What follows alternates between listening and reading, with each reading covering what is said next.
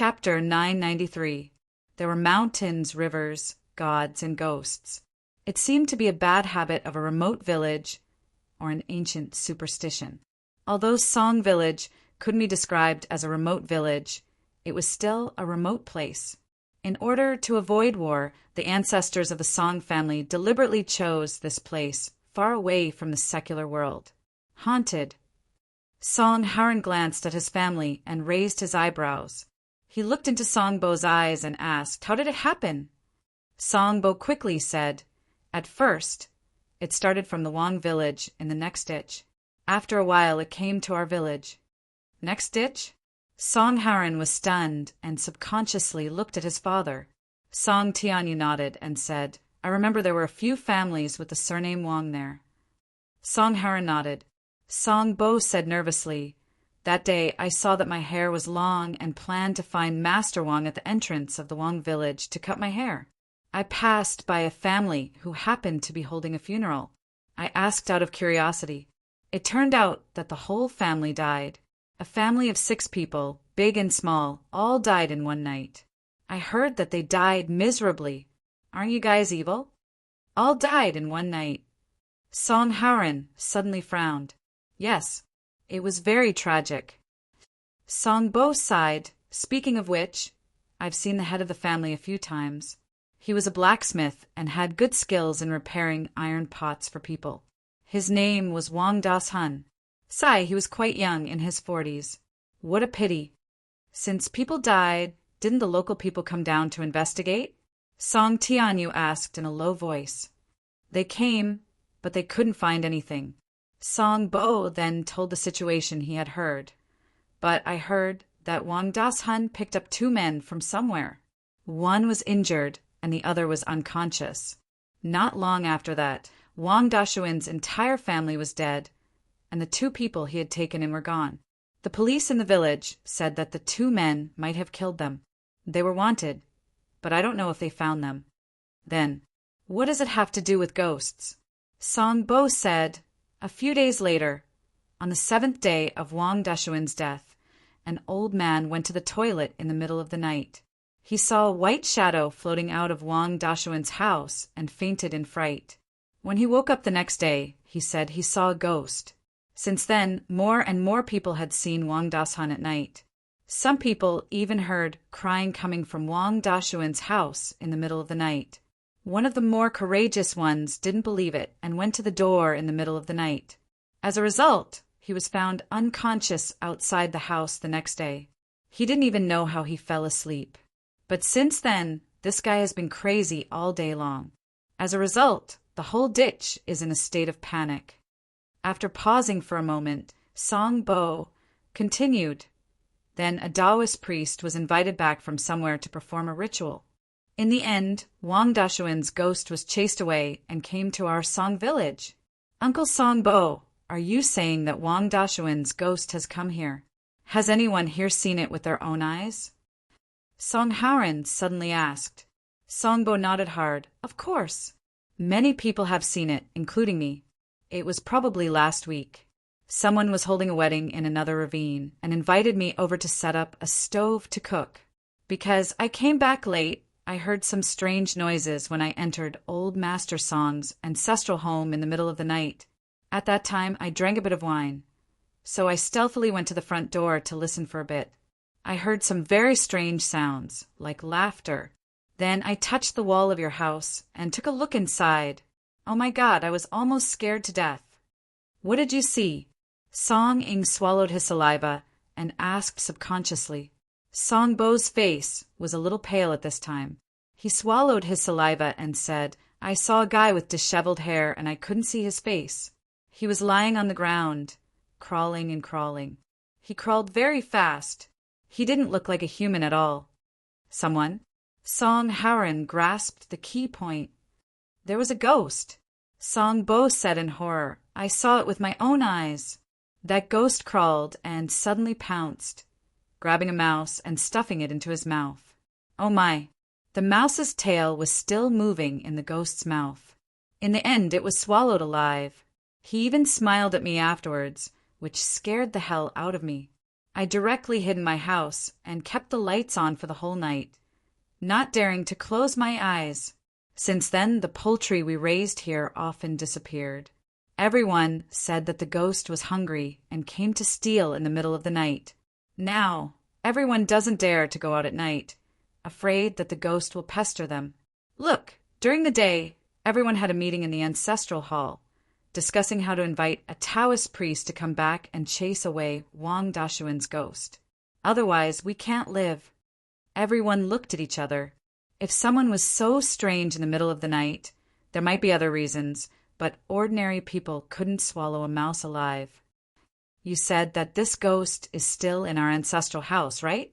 Song Haran asked again. Song Bo said this.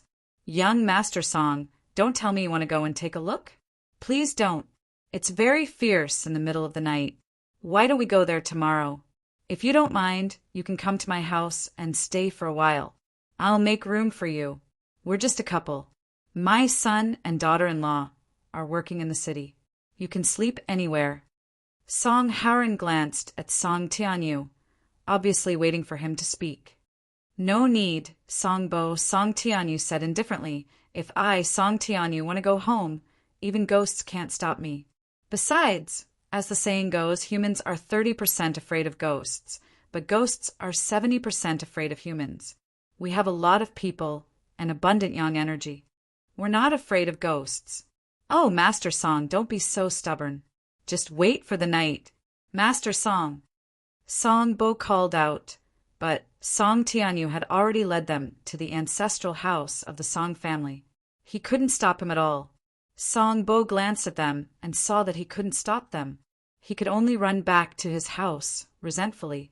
The ancestral house of the Song family in the Song family village wasn't small. Although the mansion in front of them had been abandoned for a long time, the 2 stone lions placed in front of the door still showed some of its former grandeur. It was just that the plaque in front of the door was tilted down. Song Tianyu glanced at it and slowly let out a sigh. Seeing this, Fifth Uncle hurriedly asked someone to straighten the plaque. Only then did the group push open the door of the mansion and walk in. There was a porch at the entrance of the mansion. More than 10 years ago, when Song Tianyu came back and rebuilt the ancestral house, he had people connect it to electricity and install a lighting system. The power switch was also set in the porch. But now that the power switch was turned on, there was no electricity. It was afraid that it had been too long since electricity was used, so it was automatically cancelled. It seems that the person who was hired to look after the house last time didn't do a good job. Song Tianyu shook his head. In fact, he had specially left money for the person who looked after the house. But he hadn't come back in recent years. That person took the money and didn't do a good job. It was possible that he even ran away. Old 5, take 2 people with you and see if you can find some candles or something. Song Tianyu thought for a while and said, I remember there's a utility room in the backyard. See if there's anything we can use. Let's stay in the front yard for now. Come, let's sit in the pavilion over there for a while. Song Tianyu reached out his hand and pointed. It was already night and the night was hazy, but they could still vaguely see a 4-cornered pavilion. Fifth Uncle quickly brought 2 bodyguards over, while the rest of the bodyguards surrounded the gazebo and waited. Mr. 7 smiled and said, Master Song's people are indeed the elites of the elites. Just by looking at the momentum of these bodyguards, many elite battalions in the country may not be able to find one. Song Tianyu just smiled and didn't say anything about his own people. Instead, he asked 7, Song Bo just said that this mansion is haunted. What do you think? This Mr. 7 wasn't from the Zhang family, but from Zhang Lilinfang's maiden family. But only Zhang Lilinfang was in charge of the 2 families now. Even so, the business between the Zhang family and the Li family was basically separated except for the antiques. Although the Zhang family was a secretive rich family, many people in the country still knew about it. And the Li family belonged to the secretive family, and they hid in the dark. After all, the Li family started from the dumping business, so they always kept a low profile and only did things that made money silently. Since the country opened up, the Li family's business turned to foreign countries. After all, the protection of cultural relics in the country had become stricter, and the tombs that could be dumped were almost all dumped in the past thousands of years. Even so, the Li family would occasionally find some cultural relics that were stolen during the war from abroad and handed them to the country through different breakthroughs. Zhang Lilinfang used this method to maintain the good relationship between the Zhang family and the Li family in the country, and at the same time she continued to promote the Li family's reputation, and those people in the government simply turned a blind eye to it. After all, Zhang Lilinfang lived in that era, and her husband made a lot of contributions in that turbulent era, even sacrificing his life for it. Coming back to his senses, Song Tianyu continued to look at Seven, this expert who had dealt with all kinds of evil people for a long time. At this time, Ah Chi was muttering to himself. He suddenly took out a palm-sized compass from his clothes and placed it on the stone table under the pavilion. Then he began to mutter. It was the first time for Song Haoren and Song Ying to see this operation, so they couldn't help being interested. But Zhang Qingrui didn't seem to care when Seven took out the compass. She was absent-minded, and no one knew what she was thinking. Luoqiu was looking at the depth of the Song family's ancestral house, revealing a trace of thinking. After a while, Seven said slowly, "Mr. Song, we have a so-called dragon cave search in our industry. The dragon in it refers to mountains and spiritual veins, and the dragon is called Shinryu and fake dragon. In ancient times, many emperors and ministers had more than one tomb. This is the so-called real and fake tomb, in order to prevent later people from touching the real tomb and destroying Shinryu." As he spoke, Ah Chi stood up and pointed at the mountains outside the mansion's outer walls. He said, "Look, the winding and undulating mountain range outside contains a large amount of vitality, so the land here is fertile. Green mountains and beautiful rivers. This is definitely a true dragon. After finding Shinryu, we will find the resting place of Shinryu.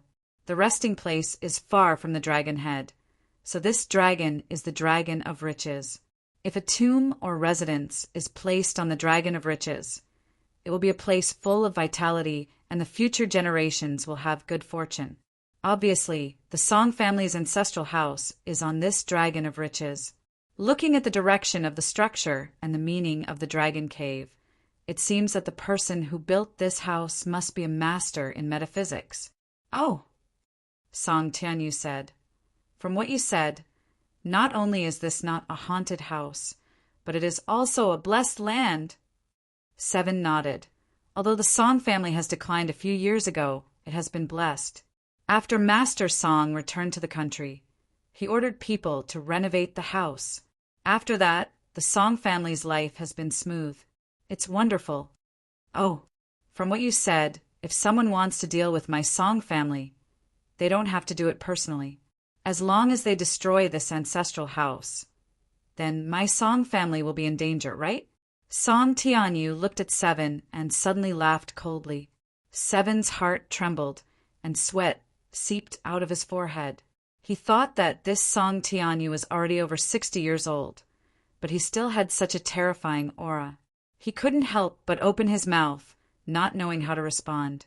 He could clearly feel that there were several gazes filled with killing intent looking at him from outside the pavilion. He had heard of the legend of the iris flower. That was a terrifying person that directly overturned a small country. Zhang Qingrui smiled. "Master Song, it's just a feng shui story. You can't take it seriously. Besides, no matter how good the feng shui is, it depends on the person. If the person in charge is just a good-for-nothing, no matter how much wealth there is, it will only dissipate. Only a smart and capable person can persevere. No matter how good the fortune of the ancestors is, it depends on the ability of the descendants. The Song family is thriving under your leadership. Even in the country, it's hard to find a comparable family. It's enough to show that you are a man of great fortune and great talent. Besides, as the saying goes, man can conquer nature. Master, didn't you walk all the way to today's success? Oh, you're really smart. At this time, Song Tianyu smiled and sighed. Big Sister Li is really lucky. After being praised by a girl like you, what else can an old man like me say? Master, you're still very healthy, Zhang Qingrui said softly. At this time, the light of a fire came from not far away, illuminating the crowd. It turned out that Uncle Wu came back with some people with a torch in his hand. Master, I found some kerosene and some candles. It should be enough for tonight. Uncle Wu came back with the torch. Tomorrow I'll ask someone to buy some more things and see if I can connect the electricity. Song Tianyu nodded and stood up. Okay, let's go inside. It's cold outside. My old bones can't stand it. Grandpa, let me help you. Song Ying hurried forward. The crowd started to follow Uncle Wu into the mansion. At this moment, Luo Qiu suddenly looked at a big tree in the front yard. He saw something flash by at an extremely fast speed. Some were crawling, some were huge, and some had disheveled hair. They looked like frightened rats, and Song Haoren was also looking at them. But Song Haoren didn't expose it. He just patted Luochio's chest and made a gesture to keep quiet. Then he turned around and chased after them. Suddenly he laughed, shouting, "How about I tell you a ghost story tonight?" Chapter 994. They didn't find many candles. Of course, they were only limited for Song Tianyu and the others, as well as Zhang Qingrui. As for the bodyguards, they tried their best to squeeze in one room. Because there was no electricity, Uncle Wu could only ask the bodyguards to get some firewood and boiled some hot water for everyone to wash up and drink.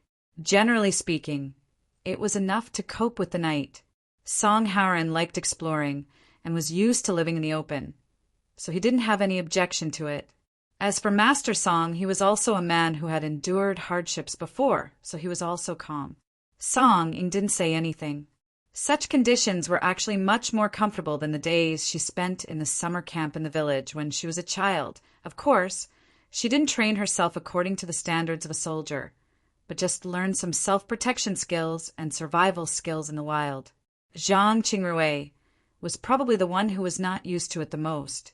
After all, Zhang Lilinfang didn't use the Song family's methods to cultivate her descendants. However, Miss Zhang didn't complain even though she was not used to it, which made Song Tianyu quite admire her. Song Haoren just came out of the bathroom at this time, wiping his hair with a towel. Originally, he intended to invite Luochio to take a bath together because it could promote the growth of affection and friendship between men. Unfortunately, Luochio refused him with a smile. What a pity, Song Haoren thought.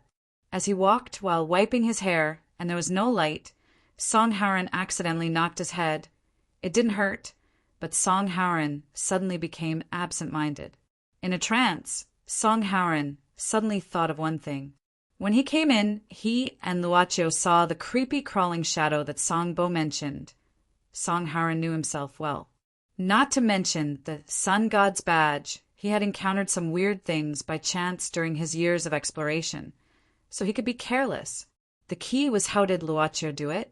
What was even more inconceivable was that in that instant, no, in the period of time before he kowtowed, he actually subconsciously, tacitly agreed to this point, and even felt that it was a matter of course. He directly accepted it, and he didn't feel anything strange. Why was that? Song Haoren stood alone in the corridor, and gradually became absent-minded. At this time his shoulder was suddenly patted hard by something. It was a hand reaching out from the darkness. The hand belonged to Uncle Wu. Seeing Song Haoren standing here alone, he was a little curious, so he patted him lightly. Song Haoren saw Uncle Wu, who was holding a candle and a thermos bottle. "Uncle, what's the matter?" Obviously, the brave Song Haoren wasn't scared. "Master, I asked you what's the matter. Why are you standing here alone?" Uncle Wu frowned and asked. Song Haoren was startled and said subconsciously, "Nothing. I was just thinking about something." Strange. What was I thinking about just now? He really forgot what he was thinking about just now. He was trying hard to find it in his mind, but he couldn't find any trace of it. But Uncle Wu was still here, looking at him strangely. Song Haoren smiled casually. I was thinking about why Song Bo said it was haunted, but there's still no sound. You're so mysterious. Uncle Wu shook his head helplessly. Master, I don't want to chat with you. I'll bring some hot water to Master. Go ahead. Song Haoran nodded. He watched Uncle Wu leave the corridor, then frowned and said to himself, Strange. What was I thinking about just now? Why can't I remember? With doubts, he didn't go to his room, but quietly climbed up to the roof and sat cross-legged. He had enough rest, and his spirit was full. At this time, Song Haoran fully opened his perception. The structure of the entire Song family's ancestral house began to gradually appear in his mind. It was a three-dimensional picture of the building lines. The same three-dimensional picture of the building lines appeared in front of Luoqiu. To be exact, it appeared on the table in his room. Luoqiu walked around the table, then put his hand into the three-dimensional picture of the lines and touched several different places. After that, he didn't continue to pay attention to it, but walked out of the room. On the way, he met several patrolling bodyguards of the Song family. But Luoqiu's passive skill was fully activated, so even if the bodyguards passed by him, they didn't notice his existence. Maybe it was just a small stone on the road, maybe it was just a weed. They definitely wouldn't think that this was the Master Chiu of the Song family. Later, Luoqiu came to the backyard of the Song family's ancestral house. Although it was called a backyard, it was very spacious with rockery, fake woods, and small bridges. Although it had been abandoned for a long time, he could still see some of its former grandeur. Luoqiu walked slowly and stopped in front of an old well. He looked around and saw a shadow flashing in the trees around, like a monkey playing a prank in the forest. Suddenly, something approached Luoqiu from behind, and a rustling sound came from the grass. Luoqiu calmly turned around and saw that behind him there was a crawling figure that he saw before. Both arms pressed on the ground, elbows raised high like the forelimbs of a spider. His clothes were tattered in many places, his hair was disheveled, and his face was clean. His eyes emitted a ferocious light like an untamed beast, and his throat made a low growl, like the language of a beast. When Luoqiu turned around, he stopped, looked vigilant, and bared his teeth. Do you really think of yourself as a beast? Luoqiu suddenly looked down at the man crawling on the ground and said, but he did not respond. He only opened his mouth and let out an even deeper and more penetrating sound of a wild whisper. We've met before, do you remember? Luoqiu slowly squatted down. It should be 2 times. The first time was in a small antique auction. The second time was in your master's Taoist temple. At the same time, Luoqiu slowly stretched out his finger to his forehead and gently touched it. Remember. Hearing Luoqiu's voice, his ferocious expression gradually calmed down. Violence could indeed change a person's appearance, making him terrifying. When the violence faded away, the person would not be so terrifying anymore. If the dirt on his face was removed, then under the dirt there would probably be a delicate and pretty face. Jean-Eyre. This beast-like thing turned out to be the disciple of Taoist Yang Taizi, a little Taoist with a childlike heart. You are... When his eyes became clear again, he looked at Luoqiu in confusion, and then fell asleep, and then fell on the ground. Only his back was vaguely shining with golden light. It was a strange imprint on the skin on Jean-Eyre's back, very much like the scribbles those Taoists would write on yellow paper. Luoqiu glanced at it and felt something special. He intended to reach out and touch it. Most of the time, when he couldn't see through the true thoughts, he could only use the most primitive way to feel it through direct contact. But when Luoqiu was about to touch the mark on Jean-Eyre's back, a deep and cold voice came from behind. Don't move. Don't move him. Luoqiu stood up. The voice continued to sound behind Luoqiu. It seemed to come from the ancient well. You guys who cultivate Taoism in vain, don't you care about the heart of heaven, earth, and human? The voice was weak and faintly trembling. Can't you have a good rest since you're injured like this? Luoqiu turned around and said casually, Mr. Momo, The dark clouds moved away quietly, and then the moonlight shone brightly. The moonlight scattered in the winter night. For ordinary people, this weak light was not enough to see anything. But for Momo, he could see the appearance of the person before him clearly. He opened his mouth, somewhat puzzled, but more surprised. It's you, Senior. It turned out that this was the strange senior who had discussed the fickleness of people's hearts with him at the seaside of Louis Village. It was also because of that discussion that Momo had finally received a rare enlightenment after traveling for a long time. During his cultivation journey, he had obtained an important sublimation. If this sublimation had not strengthened his Tao cultivation heart and increased his dermic powers, he would not have been able to bring Jean out of the battle of Mount Tai. Even though he had been in a sorry state that had been under the eyes of many Tao world seniors. Actually, I should be younger than you, Luocio suddenly said. Momo was startled, and then he shook his head, saying, "First comes first." What's more, Momo will never forget Senior's kindness, so it's not wrong to call you Senior. Luocio did not dwell on this topic. He glanced at Momo's current appearance, which could be described as miserable.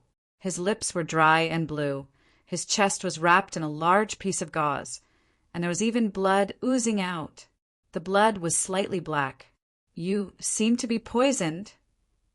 Momo coughed twice, and then said with a bitter smile, "Yes, I'm poisoned. I didn't expect to be poisoned by those self-proclaimed righteous Tao experts. The coldest thing is the human heart. Senior, you're right, as long as one's heart is cold, it will be cold when it should be cold. Let me take a look." Luocio walked to Momo and said softly, "Give me your hand." Momo was in a very bad state now. Even if a person from the Tao world who was much weaker than him came, he could only sit and wait for death, let alone this senior who he could not see through. Therefore, he extended his arm almost without thinking.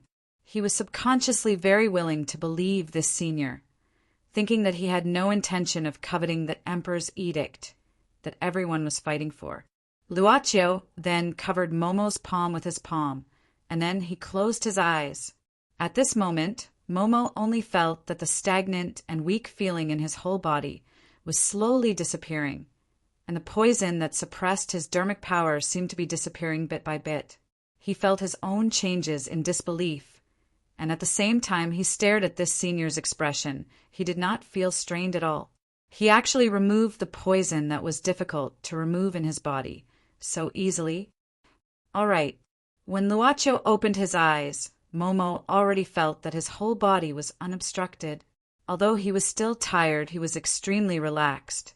At this moment, Luocio took away his palm, and a black bead the size of a longan also left with his palm. This was the polymer of the poison that was extracted from Momo's body. No matter how you deal with this poison, it should pollute the environment, so just leave it with me? Luocio suddenly said.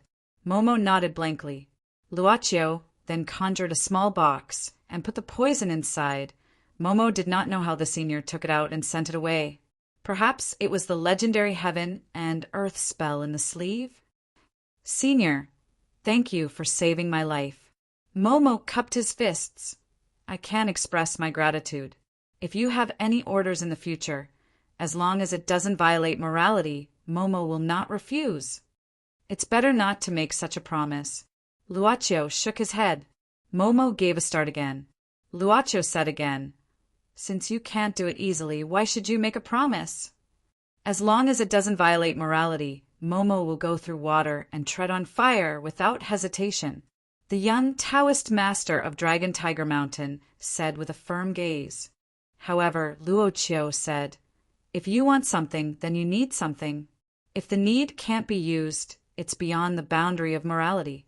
If you only need one thing, then should I repay your kindness or not? Senior, I don't need your help. Luocio shook his head again. Besides, this kind of promise is precious because it's given. But if you add conditions to the promise, it's no different than not accepting it. Momo kept silent for a while, finally exhaling heavily. Senior, Thank you for your advice. It's not advice, it's just my personal opinion. Luocio said indifferently. It has nothing to do with you. It's just that I can't accept it. People's hearts are complicated. You have a lot to learn, and I have a lot to experience. No one is smarter than the other. Senior. But Momo didn't seem to give up so easily. Then I'll put it in another way. I'll never forget your advice and kindness. No matter if you're good or evil, as long as you're in danger, I'll protect you with my life. That's too much. Luocio shook his head. Let's put it aside. Tell me what happened between you and him. Are the ghosts in Wang family's ravine and Song village caused by you? Chapter 995. The records of the grand historian recorded. In the 12th month Wushua, Shangqinchan Gali, Temple Hutu. There used to be a grand temple in Heli Mountain, also known as the Sanluo Temple. Later, in the tomb-suppressing certificate unearthed from the tombs of the Eastern Han Dynasty, there was a saying, living people belong to West Chang, and dead people belong to Mount Tai. The god of Mount Tai was in charge of life and death. At the Mount Tai railway station, Momo, who was carrying 2 bags of luggage, was carefully looking at the travel map he bought after getting off the train. Although there was a Penglai conference every 10 years in the world of cultivation, it was always his master who participated in it. Now, Momo was a greenhorn, and this was his first time here. He had only heard about many things from his master and had never experienced it himself. Therefore, he was somewhat nervous. Well, there's a tour bus over there. That's good. Momo checked the route and said, Jean Eyre, we don't have time to sit down and eat. How about buying some dry food and eating on the bus? Jean Eyre. Jean Eyre? But the little Taoist who followed Momo from Senior Young Taizi's place was gone. This made the young Taoist master of Dragon Tiger Mountain anxious. If he lost him, he didn't know how to explain to his master's good friend, Senior Young Taizi. Momo subconsciously opened his bag and took out a paper crane. Dragon Tiger Mountain had a lot of Chiman Dunjia techniques, including the method of searching for people. However, the railway station was crowded, so Momo was in a dilemma. It would be very troublesome if people saw it. In the current era, the Tao world was different from the previous era. People in the Tao world were detached from worldly affairs, and the imperial court couldn't control them. But now the control was quite strict. First, because of the prosperity of science and technology, ordinary people could easily obtain the power to deal with Taoist cultivators. Compared to these mass-produced scientific products, the Tao world that needed to be carefully selected to find a successor was really powerless. Besides, it was the era of humanity. After the war, Xang country was protected by great luck. No matter if it was the once prosperous demon world or the long-established Tao world, they had to be careful. When Momo went down the mountain, he got a travel permit from his master. This permit came from a department in charge of management in the country. As for why the people in the Tao world and the demon world who possessed many Dharma spells had to accept such management, it was naturally because this department had a power that both the Tao world and the demon world had to fear. This was because the Shinryu of Kelowna, the protector of Kelowna, was the highest advisor of this department. Fortunately, Momo soon found Jean Eyre. Although Momo had experienced Jean Eyre's temper along the way, he still had an indescribable feeling when he saw Jean Eyre squatting in front of a goldfish stall. How on earth did Senior Young Taizi raise him? 10 yuan for one. Buy 5 and get a free fish tank. The boss rubbed his hands and looked at Momo. Last 5. Momo shook his head. At this moment, Jean Eyre, who was hugging his knees, suddenly raised his head and blinked his eyes, making Momo feel a little weak. How could he have such sparkling eyes, so dazzling? I know. Momo couldn't help sighing. I can only buy 1. There are too many. I know, buy all of them. Finally, Momo gave in. In fact, it wasn't the first time that he succumbed to Jean Eyre's sparkling eyes. At this moment, after selling the last goldfish, the boss started to pack up the stall, while Jean Eyre held the goldfish tank, looking quite happy. You're satisfied, but do you plan to carry this goldfish tank all the time? Momo said grumpily. Hee, it's not troublesome. Jean-Eyre smiled. Momo was going to say something, but at this moment he suddenly felt that someone was approaching him on purpose. And there was more than one. Jean-Eyre, come to me. Momo frowned, saying in a low voice. At the same time, he grabbed Jean-Eyre's arm and walked quickly to the crowd. However, before he took a few steps, the road in front of him was blocked by a man in a black suit. Momo stopped. At this moment, not only in front, but also in the back and left, there were men in the same suit. In the blink of an eye, he and Jean-Eyre were surrounded by these 4 men. Friend, I don't think I know you. Momo glanced at them and sneered. The man in front of him suddenly put his hand into his clothes. This action made Momo vigilant. However, to Momo's surprise, this man didn't take out any weapon, but a phone instead. The man glanced at the phone and said, You're Mr. Momo, right? You're the representative of the Celestial Master Sect from Mount Longhu. You are. Momo was surprised. The other party said faintly, I'm Ling Feng. You can call me Captain Ling. This is our ID. We're from the Land Management Bureau of Special Countries. Momo gaped. He already knew where these people came from. The so-called Land Management Bureau of Special Countries was the Russian special department that supervised the Tao world and the demon world. Oh, is that so? Momo nodded, saying, But even if you're from this department, I didn't do anything bad and didn't cause panic among the people. Even if you're from this department, you don't have a reason to block me here, do you? Ling Feng smiled faintly, saying in a neither servile nor overbearing tone, Mr. Momo, we don't mean to block you. The reason why we appear in front of you is just to better manage this Penglai and maintain the order during this conference as the meeting affairs. Huh. Momo opened his mouth, wanting to say something. Ling Feng said directly, In fact, we've already prepared accommodations for everyone. So this time, we're here to invite Mr. Momo. Has someone already moved in? Momo thought for a while. Ling Feng said politely, In fact, Mr. Momo, you should be the last batch of participants. Big sects such as Wudong, Qingqing Mountain, Chuanjin Sect, and Jingyi School have also moved in. Momo took out the ID and carefully compared it with the steel seal on his pass before nodding. Okay, please lead the way. This way, please, we've prepared the car. Momo and Jean-Eyre quickly followed Ling Feng and got on a domestic Hongqi car. They set off from the railway station and soon came to a villa. Momo inquired about a lot of things along the way. For example, in Mount Tai, there was a villa specially built for people from the Tao world to attend the Penglai conference. It was built after the founding of the country. However, the Penglai conference was held every 10 years, and this villa was used for the 8th time. Crouching Dragon Villa, the destination that Ling Feng led them to. Not far away, about 4 or 5 kilometers away, there was another villa called Kuanping, which was specially built for guests from the demon world to gather and live. Congratulations to the success of the Penglai Tea Party and Health Forum in XX World. When he saw such a banner hanging in front of Crouching Dragon Villa, Momo finally spat out the curse he had been suppressing in his heart for a long time. This was totally different from the grand event held every 10 years in the Tao world and demon world in his imagination. For example, when Ling Feng led them to the prepared rooms, Momo saw such a scene when they passed by a conference room.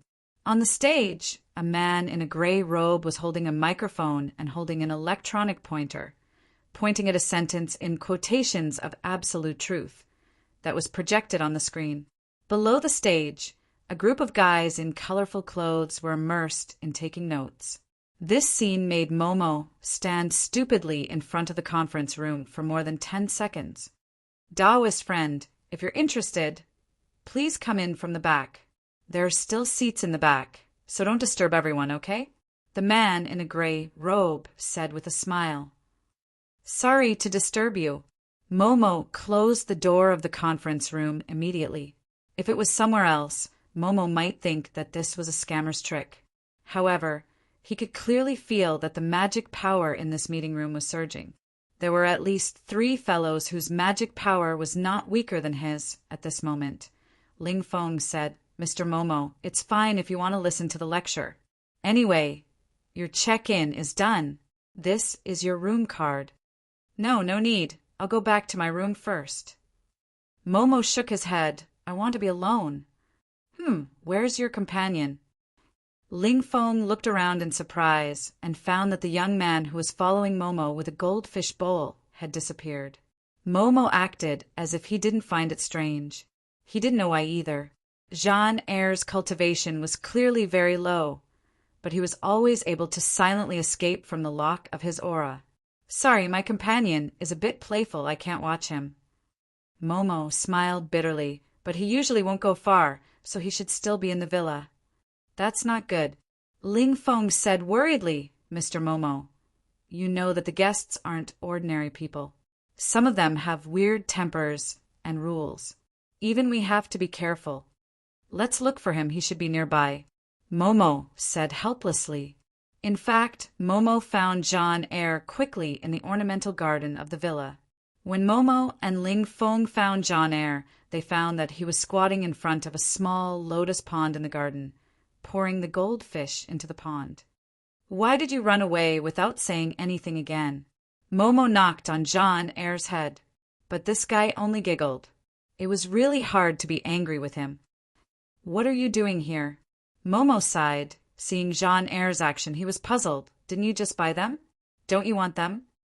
"Don't buy them if you don't want them. It's hard to make money, brother," Jean Eyre said. "I don't want them. Let them stay here." "Why?" Momo gave a start. Jean Eyre blinked, saying matter-of-factly, "Because this place is much bigger than the fish tank." "You?" Momo frowned. "You didn't plan to let them go at the beginning, did you?" Jean Eyre nodded, looking at those goldfish swimming away. He supported his cheeks with his hands. "I feel that they are happier now." "They are happy," Momo said with a pained expression. Jean Eyre suddenly asked, "Brother Momo, why did the boss catch them and sell them?" "Doing business to make money." Momo said subconsciously, "If someone has this need, someone will do it. If someone likes to raise goldfish, there will be someone who sells goldfish. Everyone takes what they need. Isn't that normal?" Jean Eyre was puzzled. "But if so, goldfish also have needs. Then who will satisfy them?" "Goldfish." Momo frowned. "How can they be compared with humans? They don't have intelligence, only simple instincts. They don't have needs, nor do they need anyone to satisfy them. Besides, even if they have their own thoughts, no one will care about it. And don't you like catching crickets? Have you ever thought about whether those crickets are willing to do it?" I let them go in the end." Jean Eyre tilted his head, "and I asked them. They were willing to play with me. So I caught them." You asked?" Momo was startled. It seemed that there was something important that could be dug out if he wanted to study it. "Yes, what's the problem?" There seemed to be something unusual about Jean Eyre. It was reasonable to say that his intelligence was normal, but he was like a child who didn't know anything at this age. It was unknown what method did Yang Taizi use to teach him, but Ling Feng was behind them, so Momo didn't intend to ask further. "No problem, let's go in. The rooms have been arranged for us." Okay." Jean Eyre nodded, standing up and suddenly asked, "Brother Momo, if one day we become goldfish and are caught to sell, will they not care about our feelings?" "Are you stupid? Who will catch people to sell? It's not a slave society now. Besides, we can't become goldfish, and goldfish can't become us either," Jean Eyre said. "But didn't you say as long as there's a need, someone will do it? Since some people like to raise goldfish, why don't they like to raise humans?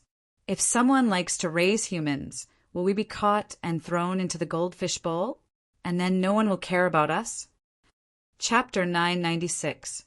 What kind of person would be able to capture someone, throw them into a goldfish bowl, and rear them? This is a very strange and paradoxical question. At first glance, it seems to be a very strange question. But Momo and Ling Feng fell into contemplation because of Jean Eyre's question. Humans feed humans, humans eat humans. Is there such a fish tank in the world? This thought appeared in their minds like a lightning bolt that they couldn't avoid in time, making their scalps numb and sweating profusely. Momo's magic power suddenly went out of control, crashing around in his body. His face turned red, blue, and pale, and his body trembled slightly. Great Tao is formless, giving birth to heaven and earth. Great Tao is emotionless, moving the sun and moon. All of a sudden, a low voice approached from afar. This voice was reciting a heart-calming sutra that was widely circulated in the Tao world and known by everyone. I don't know its name, but I call it Tao. Tao has clear and turbid movement and stillness. Heaven is clear and earth is turbid. Heaven moves and earth is still. Amidst the chanting of the scripture, there was also the crisp sound of a bell.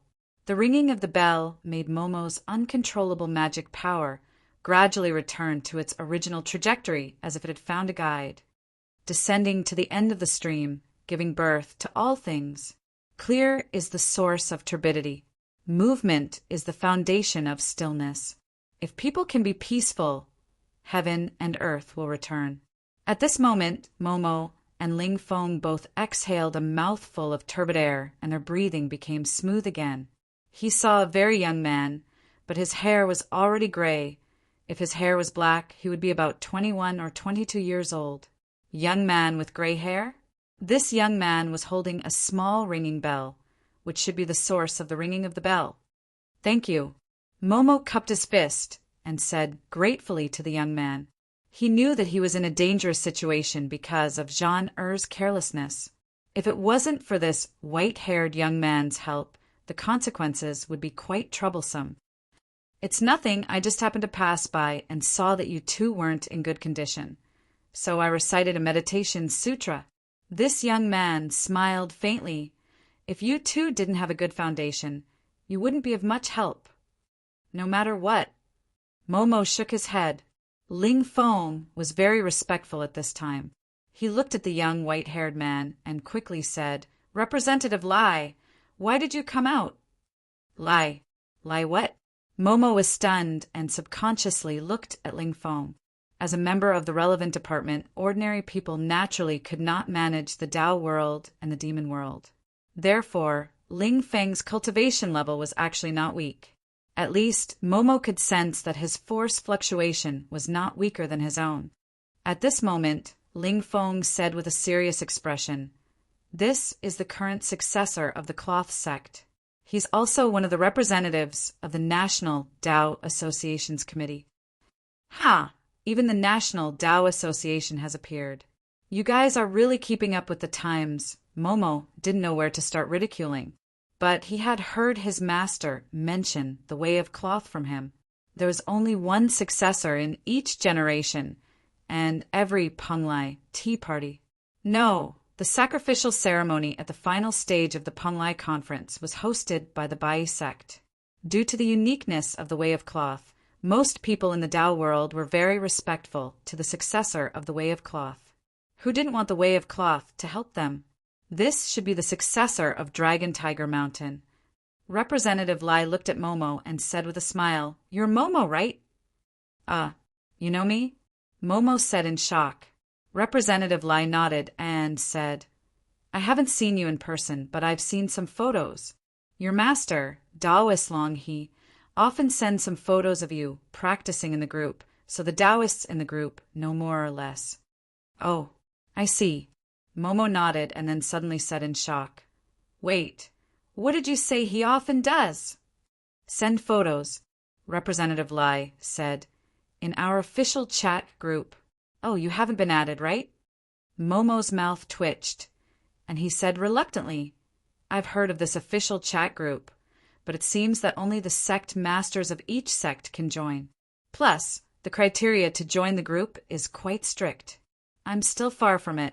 But that old pervert, he actually secretly sent a picture of himself in the group. But Representative Lai blinked curiously. Nothing. Momo hurriedly shook his head. Anyway, thank you for your help this time. I'll remember this favor. If you need any help in the future, feel free to find me. Maybe. Representative Lai smiled casually. But you better be careful these days. These days? Just be careful. Representative Lai didn't say much, but looked at John Eyre. But John Eyre only looked at the bell in Representative Lai's hand curiously and didn't care about Representative Lai's gaze at all. Representative Lai suddenly said, "You think the goldfish will have more freedom since the pond is bigger than the fish tank, right?" John Eyre nodded. Representative Lai said, "But have you thought about it? The goldfish are safe in the fish tank. They don't even need to worry about food because the person who raised them will feed them regularly. But it's different in the pond. They might not be able to find food and will starve to death without food." John Eyre gave a start, blinking his eyes and looking at the pond. Representative Lai didn't stop there. Instead, he continued, "Let's say that there are other fish besides goldfish in the pond. Big fish eat small fish. It's very possible that these small goldfish are hungry, and before they can find food, they will be eaten by the big fish. But why do they always bump into the fish tank? Don't they want to come out?" John Eyre asked confusedly. Representative Lai said indifferently, "Won't the goldfish swim to the edge of the pond? As long as there's a boundary, there'll be an end. They will swim to the end of the pond. Then, how many differences are there between the fish tank and the pond? They just jump from a small fish tank to a bigger fish tank." John Eyre kept silent. Representative Lai suddenly smiled. "But there's a fish tank that has no end and boundary. Do you want to know?" John Eyre raised his head, nodding forcefully. Representative Lai walked to John Eyre, stretching out his finger and nodding on John Eyre's chest. "Here, the fish tank has no end." John Eyre subconsciously looked at the place where Representative Lai was pointing, asking confusedly, "You mean my chest?" Representative Lai smiled without saying anything, then picked up the bell in his hand, saying pleasantly, "Do you like this? Take it." "No, you can't," Momo hurriedly said. The shadow of this thing could guide the chaotic spiritual power in his body. It must be a precious magic tool. Although he and John Eyre didn't belong to the same sect, Yang Taizi entrusted it to him temporarily, so Momo felt he could be regarded as a temporary guardian. "It's just a small toy." Representative Lai smiled easily. "I bought it from a stall at the railway station. Don't worry about it." After that, Representative Lai placed the bell in John Eyre's hand. Then he looked at Ling Fong and said, "Tonight I have a meeting with the Demon Realm's representative. We'll discuss the following matters. I'll go back and prepare first. Captain Ling, take good care of these two Taoism friends." "Got it, Representative Lai. I'll do my best." Ling Fong stood straight. Until Representative Lai left, Momo slowly let out a sigh, as if he had just woken up from a dream. "He's young, but his cultivation is so high. I thought I was one of the best in the younger generation, but it seems I was too arrogant." "Of course," Captain Ling Fong said with admiration, "there's only one successor in every generation of the Linen sect. Only one in 100 years. Only one in 1,000,000 people is qualified to inherit the Linen sect. I heard Representative Lai experienced 99 previous lives in one night, and his hair turned white overnight. Finally, he opened the heaven's heart and became the successor of the Linen sect." "What's his name?" Momo suddenly asked, asking for the name of the most powerful one among his peers. "Lai Kaisheng." Ling Fong arranged a good room for Momo and John Eyre. Momo, who had just taken a shower, was making a phone call, swearing. "You old pervert. How dare you take photos of your disciple and use it to flood the group? Go to hell." Momo was so angry that he threw the phone on the bed. On the other bed, John Eyre was playing with the bell that Lai Kaishin gave him. Momo said grumpily, "John Eyre, have you done your homework today? Your master asked me to supervise your practice. Don't be lazy." "Okay." After Jean Eyre responded lazily, he slowly sat up cross-legged. But Momo knew that once Jean Eyre meditated, He would fall asleep within 10 minutes. Therefore, it wasn't easy for him to finish his homework. He needed to be supervised all the time. He looked at John Eyre, suddenly recalling the words he said by the pond. Momo couldn't hold his curiosity, asking, "John Eyre, you said you can communicate with animals and hear their words." "Yes." John Eyre opened his eyes, nodding. "Why didn't you tell me before?" Momo sat down. "Master told me not to let others know, so I didn't tell them." John Eyre said, "But didn't you tell me?" Momo frowned. "Oh, right. I forgot. Shit." John Eyre hurriedly covered his mouth with his hands, looking at Momo nervously with his eyes wide open. Momo could only rub his forehead, letting out a sigh. "Don't worry, I won't tell anyone about this, including your master. You don't need to cover yourself." John Eyre patted his chest, letting out a sigh of relief. Momo asked curiously, "Are you born with this ability or acquired later in life? Did you practice any special martial arts?" "I've been able to hear since I was young." John Eyre smiled. "When I was living in the woods, I could hear it. At that time, many animals in the woods would tell me where the tasty fruits and spring water were, so I wouldn't starve." "Woods. You grew up in the woods?" Momo was surprised. John Eyre nodded. "I don't remember many things. My master told me that he found me in the woods and took me in because I was pitiful." Momo lowered his head, not knowing what he was thinking. Not long after, Momo suddenly stood up, walking to the luggage area and opening the suitcase. There was a brocade box given to him by Yang Taizi.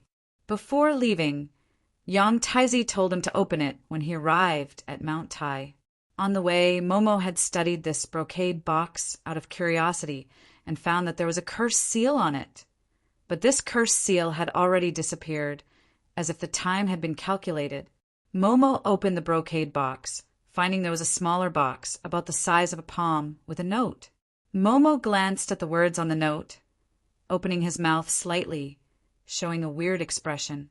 He frowned, putting the small brocade box into his pocket quickly, looking at John Eyre. "I have something to do. I'll go out for a while." Saying this, he rushed out of the room. But after a few seconds, he turned back, staring at John Eyre. "Remember to finish your meditation homework. I'll bring you some food when you come back." "Got it." "Okay, be careful on the way." Momo hesitated for a while, but he was still worried, locking the door from the inside. Although John Eyre was also a member of the Tao world, he usually neglected cultivation, so his Dharma power was almost non-existent. At most, he was healthier than ordinary people, so he shouldn't be able to come out. He hurried to complete the instruction on the note left in the brocade box. "Give the thing to the people of the cloth path." That was to give it to Lai Kai-shing. Momo didn't expect that he would meet the current successor of the cloth path again so soon. Bang! Perhaps because he was absent-minded, Momo suddenly bumped into something. It was a girl a little younger than him, about 18 or 19 years old. She wore a purple leather coat, and her hair was also white, but it wasn't gray like Lai Caixing's hair, but silver. In addition, she was carrying a painting tube on her back and chewing a bubble gum. The moment she landed on the ground, the bubble that the girl blew out also burst. Although she looked a little strange, Momo didn't pay too much attention to it, considering that this place wasn't an ordinary place, but a gathering point of the Tao world's members. Perhaps she was the successor of some strange Tao world sect. Didn't he also dye his hair blonde? Who didn't have a special hobby? "Sorry, I didn't mean it. I was just a little anxious. Are you okay?" Momo reached out, wanting to pull the girl up, but the girl just shook her head and stood up. She didn't say anything and just walked past Momo. Momo shook his head, muttering, "There are so many strange people here." However, just as Momo planned to continue on his way, he suddenly frowned, because he found that the small brocade box he was carrying was gone. Chapter 997. Fellow Taoist, have you ever seen a strange and shameless female thief? Fellow Taoist, have you ever seen a very cute and shameless female thief? Fellow Taoist, have you ever seen a very cute boy thief? Oh boy, Momo subconsciously looked at the gorgeously dressed Taoist. This was the third person Momo had met who had stolen something after he had discovered that his small brocade box was also missing. It seemed that a thief had sneaked into the Crouching Dragon Villa at some point in time. She had disguised herself as a harmless person and stolen everywhere. Currently, she had succeeded many times. It was not easy. After all, almost half of the Tao world's elites had gathered in the Crouching Dragon Villa. Yet this female thief had succeeded repeatedly. Therefore, many people in the Tao world were speculating whether this female thief was the successor of the star-plucking tower that had disappeared for almost 100 years. Who knew whether the star-plucking tower existed? At this moment, Momo only felt anxious. After all, the stolen item did not belong to him, but was entrusted to him by Yang Taizi. If it belonged to him, Momo would not be so agitated, even though he was unhappy. He was very afraid of feeling like he had let someone down. He was very afraid of not being able to fulfill his promise to someone. Fortunately, this was the Crouching Dragon Villa, where people from the Tao world lived. Therefore, there was no problem of ordinary people seeing her using Dharma spells. In fact, many people from the Tao world had started to use all kinds of strange methods to search for this nameless female thief who had sneaked into the villa. Paper crane, go! At this moment, a yellow paper crane slowly flew out of Momo's palm. The Celestial Master Sect's orthodox Dharma spells were good at searching for people. However, Momo felt that this group of people from the Tao world who were also searching for the female thief did not seem to have a simple purpose. Thus, he did not make it public. However, thinking back, while staring at the paper crane flying slowly in the corridor, Momo muttered to himself, "If it is common for ordinary people to be robbed by pickpockets, then it is somewhat inexplicable that the people of the Tao world would be robbed as well." Cultivators had Dharma powers, and their sixth senses were much stronger than ordinary people. Therefore, this female thief had some strength. However, if he dared to steal from a place like the Crouching Dragon Villa, it would not be a normal prank. He must be a repeat offender. Thinking about it, Jiha suddenly stopped in front of a heavy door.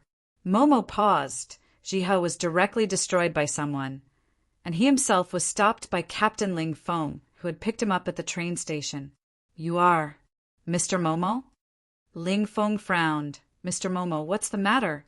"Entry is temporarily prohibited because several representatives of the Tao Association are currently discussing activities with the guests of the Demon Association." The Demon Association. As expected, there was a Tao Association. Holding back his sarcasm, Momo told Ling Feng the whole story. Ling Feng frowned. He was the one in charge of guarding the Crouching Dragon Mountain Villa, so he couldn't absolve himself from the blame if something happened here. White hair, 18 or 19 years old. Ling Feng thought for a while. Most of the guests who stayed in the hotel were received by people from our bureau.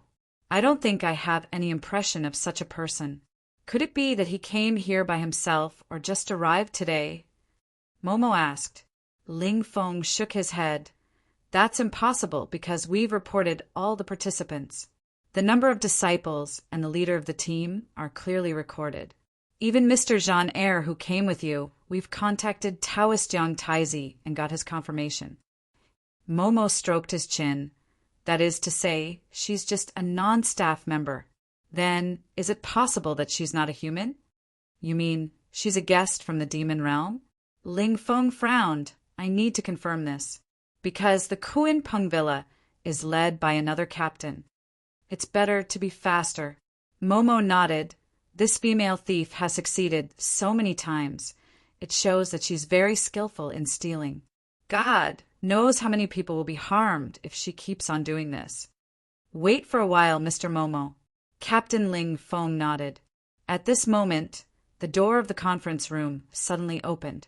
A dignified woman in formal clothes with her hair tied up walked out. Captain Ling Feng, what happened?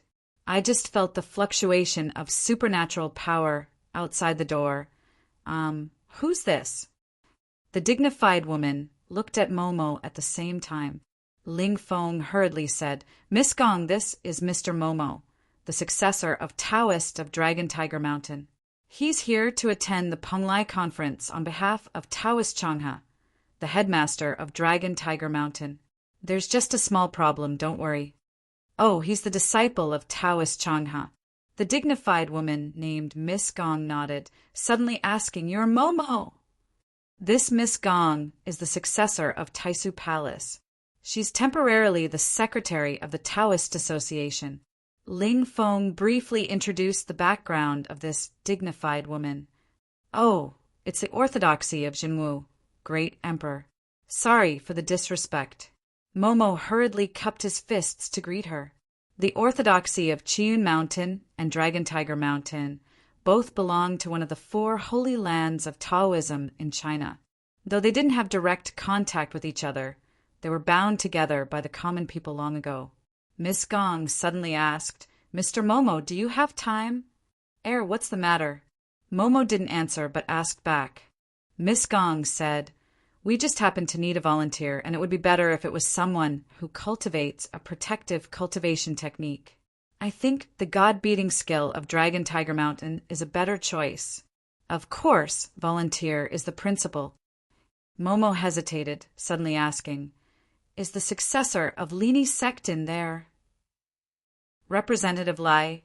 Miss Gong gave a start, then said, "Of course he is." "It's okay to be a volunteer. But before we start, can I have a private talk with him?" Momo requested. After all, the thing was stolen. Momo felt it was his responsibility to let the successor of Lini Sect know. He didn't intend to hide it. After the thing was found, he would pretend it never happened. Besides, since Yang Taizi ordered him to give it to the successor of Lini Sect, he should know what was in the brocade box and whether it was important or not. "Please wait for a moment." Miss Gong didn't say anything more, walking directly into the meeting room. "Mr. Momo," Representative Lai agreed. "Please come in with me." Miss Gong walked out again, quickly. Momo heaved a sigh of relief, then looked at Captain Ling Feng. "Captain Ling, please forgive me for the thing I mentioned to you just now." "Don't worry, we'll deal with it as soon as possible." Ling Feng glanced at Momo gratefully. After all, he didn't mention the thief in Crouching Dragon Villa in front of Miss Gong, giving face to his department. Miss Gong looked at them strangely but didn't say anything. Instead, she led Momo into the meeting room. When Momo stepped into the meeting room, he felt several sharp gazes falling on him, making him feel a great deal of sternness. He took a deep breath, looking around. The guests from the Tao world and the demon world were now sitting on 2 sides of a long meeting table. Actually, he saw Lai Kaixing at first glance and found that he was sitting on the 3rd seat on the left. Generally, in such meetings, the seats were arranged according to status. It seemed that Lai Caixing's status in the Tao Association was quite high. Momo felt a vast Dharma power fluctuation from the 2 people who were ranked above Lai Kaixing. They were even more terrifying than his master, Taoist Changha. As for the people on the right, they were obviously the representatives of the Demon Association. However, Momo rarely met the Demon Clan since he came down the mountain. The few times he only met some disobedient little demons. He dealt with them casually without saying anything to the local administration. Unlike the solemnity of the Tao Association, the representatives of the Demon Association were much more casual, with various kinds of clothes. Some of them were even very young. Momo glanced at the nameplate in front of the 5th Demon Association guest, who looked like a young girl. Greedy Wolf Clan's Purple Star Young Master. At this time, Lai Kaixing suddenly stood up. "Everyone, please wait for a moment. I have something to say to this volunteer." No one had any objection, so Momo was quickly taken to a small room in the meeting room. Lai Kaixing smiled. "Mr. Momo, what can I do for you?" Not knowing why, Momo had a feeling that Lai Kaixing had already known. He couldn't help saying awkwardly, "Senior Yang Taizi asked me to bring you something. However, it was stolen on the way here. I'm really sorry." "I know." Lai Kaixing nodded. "I've taken it with great effort. That thing isn't important, and it will come back to me soon. Don't worry too much. This is calculated. Momo looked at the confident Lai Kai-shing in amazement, frowning subconsciously. Lai Kai-shing smiled. We call ourselves the Plain Clothes Tao, so we have some skills. Let's not talk about this for now. Let's talk about this experiment. I heard from Miss Gong that you've agreed, right? Momo nodded. Lai Kai-shing said, Then I'll tell you the cause and effect. This time, we're testing a strange drug called Heaven's Tears. And the developer of this Heaven's Tears belongs to a secret organization in the West. Secret organization. Momo gave a start, muttering, I've heard from my teacher that there are supernatural organizations in the West, such as the Magician Association, the Church, and the 13 Clans. Yes, there are those old organizations that have been passed down since ancient times. Lai Kai-shing nodded. And this time the developer of Heaven's Tears is an organization called Michael Club. Michael Club? Yes. Lai Kai-shing nodded. This club can be traced back to 100 years ago. 100 years ago, there was a great war in the West. After the war, the number of supernatural talents in the West withered, almost suffering a devastating blow. Over the past 100 years, they only recovered a little, and this Michael Club appeared after that war. Momo listened attentively. At this time, Lai Kai-shing said, For the past 100 years, the Michael Club has been absorbing talents in different fields and roping in a group of powerful transcendents. According to our intelligence, there are the so-called 12 immortal generals in the Michael Club. Every one of them is a dangerous person with powerful strength and personality defects. In addition, they have different degrees of infiltration in science and technology, economy, medicine, and even politics. It can be said that in the past, there has never been an organization like the Michael Club that has such a long reach. Momo was surprised. There's such a huge organization. Lai Kai-shing said seriously, Yes. Originally, this organization was only active in the West, but after a few years, we found that they seem to have extended their hands to our country. We have to be careful. Momo nodded in agreement. Then what's this Heaven's Tears? Lai Kai-shing continued. This drug is developed by Michael Club. Strictly speaking, it's a drug that can make people go berserk. Ordinary people who take Heaven's Tears will quickly consume their chi, blood, and life in exchange for a short burst of power. As for the burst of power, it can make ordinary people fight against weak, low-class demons. There was an insurmountable gap between ordinary people and demons, but if there was a drug that could make ordinary people directly jump to the fighting power of low-class demons, we're discussing this matter. Lai Kai-shing said helplessly, but the Demon Association doesn't seem to believe it. They even suggested that we send out a person who has taken Heaven's Tears to compete with the person they sent out. Momo frowned. Isn't this request too much? Lai Kai-shing said helplessly, Although we signed the agreement under the leadership of that great man 70 years ago, 70 years have passed. But after all, 70 years had passed, and the demon race had been in a bad situation recently. As for the Tao world, there have always been many who like to suppress the demon clan. In short, you can take this as an excuse for the demon clan to vent their anger. Of course, there's a certain danger in using Heaven's Tears. First, I have to explain this to you. But don't worry, everyone here has Tao skills and divine powers, so they'll definitely protect you. Momo thought for a while and nodded. After all, I'm a member of the Tao world. Since this matter involves so many people, Momo naturally can't decline. Chapter 998. They had a very nice name in ancient times, the 4 Spirits of Heaven. The so-called 4 Spirits of Heaven were also known as the 4 Divine Beasts. They were Azure Dragon, White Tiger, Vermilion Bird, and Black Tortoise. Today's demon realm was ruled by Shenyuan Palace, but strictly speaking, Shenyuan Palace wasn't part of the demon realm. Therefore, in the orthodox demon realm, the bloodline of the 4 Spirits of Heaven was the one that could become a superior race. Momo saw the representatives of the Demon Association who were 4 seats in front of the greedy wolf clans Purple Star Young Master. Azure Dragon Clan's Patriarch Songjin Shui. White Tiger Clan's Young Master Huang Baifu. Vermilion Bird Clan's Priest Chu Xinghe. And Black Tortoise Clan's Patriarch Ming Tushan. Even if it was hidden, Momo could feel the enormous demon power that seemed to have condensed into a solid entity in the air.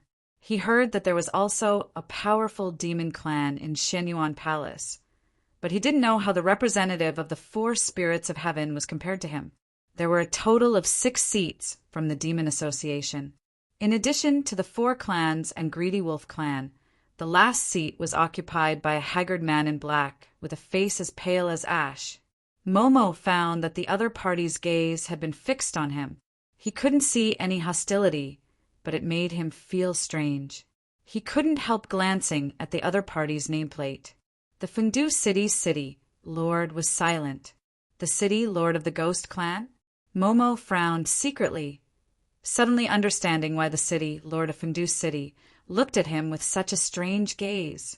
Strictly speaking, the Dragon Tiger Mountain's Heavenly Master was probably the most hostile existence in Fundu Ghost City. The Dragon Tiger Mountain's Heavenly Master traveled through time, sweeping away all kinds of demons and monsters. He probably had a lot of enemies in Ghost City. Lai Kaixing looked at the clerk, Miss Gong. She nodded and stood up. She was holding a box in her hand. After opening it, one could see that there were 3 bottles inside. The bottles were filled with some dark blue liquid. "This is Heaven's Tear," Miss Gong said indifferently. "We got it in Yunnan recently. Michael Club seems to be selling it as a new type of drug. However, it's usually diluted. Heaven's Tear is used as a transaction item. These 3 are the real Heaven's Tears. They were found in this transaction." After pausing for a moment, Miss Gong said seriously, "Also, according to the information from the Land Management Bureau of Special Countries, the person who secretly controls this transaction in our country is called Mr. Sunday. I'm afraid he's an important member of the Michael Club. If you have any news about this person in the future, please inform us." At this moment, the young master of the White Tiger race, Huang Baifu, yawned and said indifferently, "Maintaining world peace is not something that beasts like us do. I'm only interested in this so-called heavenly tier." "Cut the crap. Didn't you say you wanted to test the power of this thing on the spot? If you continue to blabber on, I'm going to fall asleep." Miss Gong glanced at Lai Kaixing beside her. Seeing him nod slightly, she said indifferently, "Since young Master Huang is so impatient, then let us begin. Let us ask the Demon Association to send out their candidates." However, Huang Baifu stood up and stretched his neck, saying, "There's no need to go through so much trouble. Let me do the stretching." "Young Master Huang." Miss Gong frowned and wanted to say something. Unexpectedly, Lai Kaixing waved his hand and said with a smile, "Since young Master Huang has such a refined interest, it's really good." Huang Baifu stared at Lai Kaixing. "Then are you my opponent? It's said that you, Lai Kaixing, are the top person among the young generation in the Tao world. I'm really curious how powerful you are." "Seniors are just flattering me," Lai Kaixing said lightly. "The plain-clothes Tao is only a sect that observes the stars and looks at fortune. It's not strong in martial arts. I'm afraid I can't even withstand one move in front of young Master Huang. Your opponent this time is Momo, the orthodox successor of the celestial master Tao on Mount Longhu." Upon seeing that his provocation had failed, Huang Baifu did not care. He only shrugged and looked at Momo. "The successor of Zhang Daoling's Tao orthodoxy is barely qualified. Everyone, please move to the interior of the mountain villa," Miss Gong said timely. After all, it was Momo's first time at the Crouching Dragon Mountain Villa, and everything here was abnormally unfamiliar. Therefore, when everyone followed Miss Gong to the interior of the mountain villa, he could not help but be shocked by the construction of this place. Although it was said to be the interior, it was actually directly moved to the underground of the mountain villa. There was actually an extremely huge martial arts practice field here. However, This huge square field in front of him was not tidy because Momo saw many traces of destruction. This martial arts practice field did not seem to be idle. At this moment, the Demon Association and the Tao Association were standing on the left and right sides of the martial arts practice field. The White Tiger young master, Huang Baifu, had directly jumped to the center of the field while Momo had yet to go up. Miss Gong was talking to him about something. "Mr. Momo, keep this heaven's tear first," Miss Gong said solemnly. "We hope you won't use it at the beginning." Momo nodded and said, "It's to show the power of this thing. You mean I'll only use it if I can't beat him?" "Yes." Miss Gong nodded and said, "Of course, I don't mean to look down on you.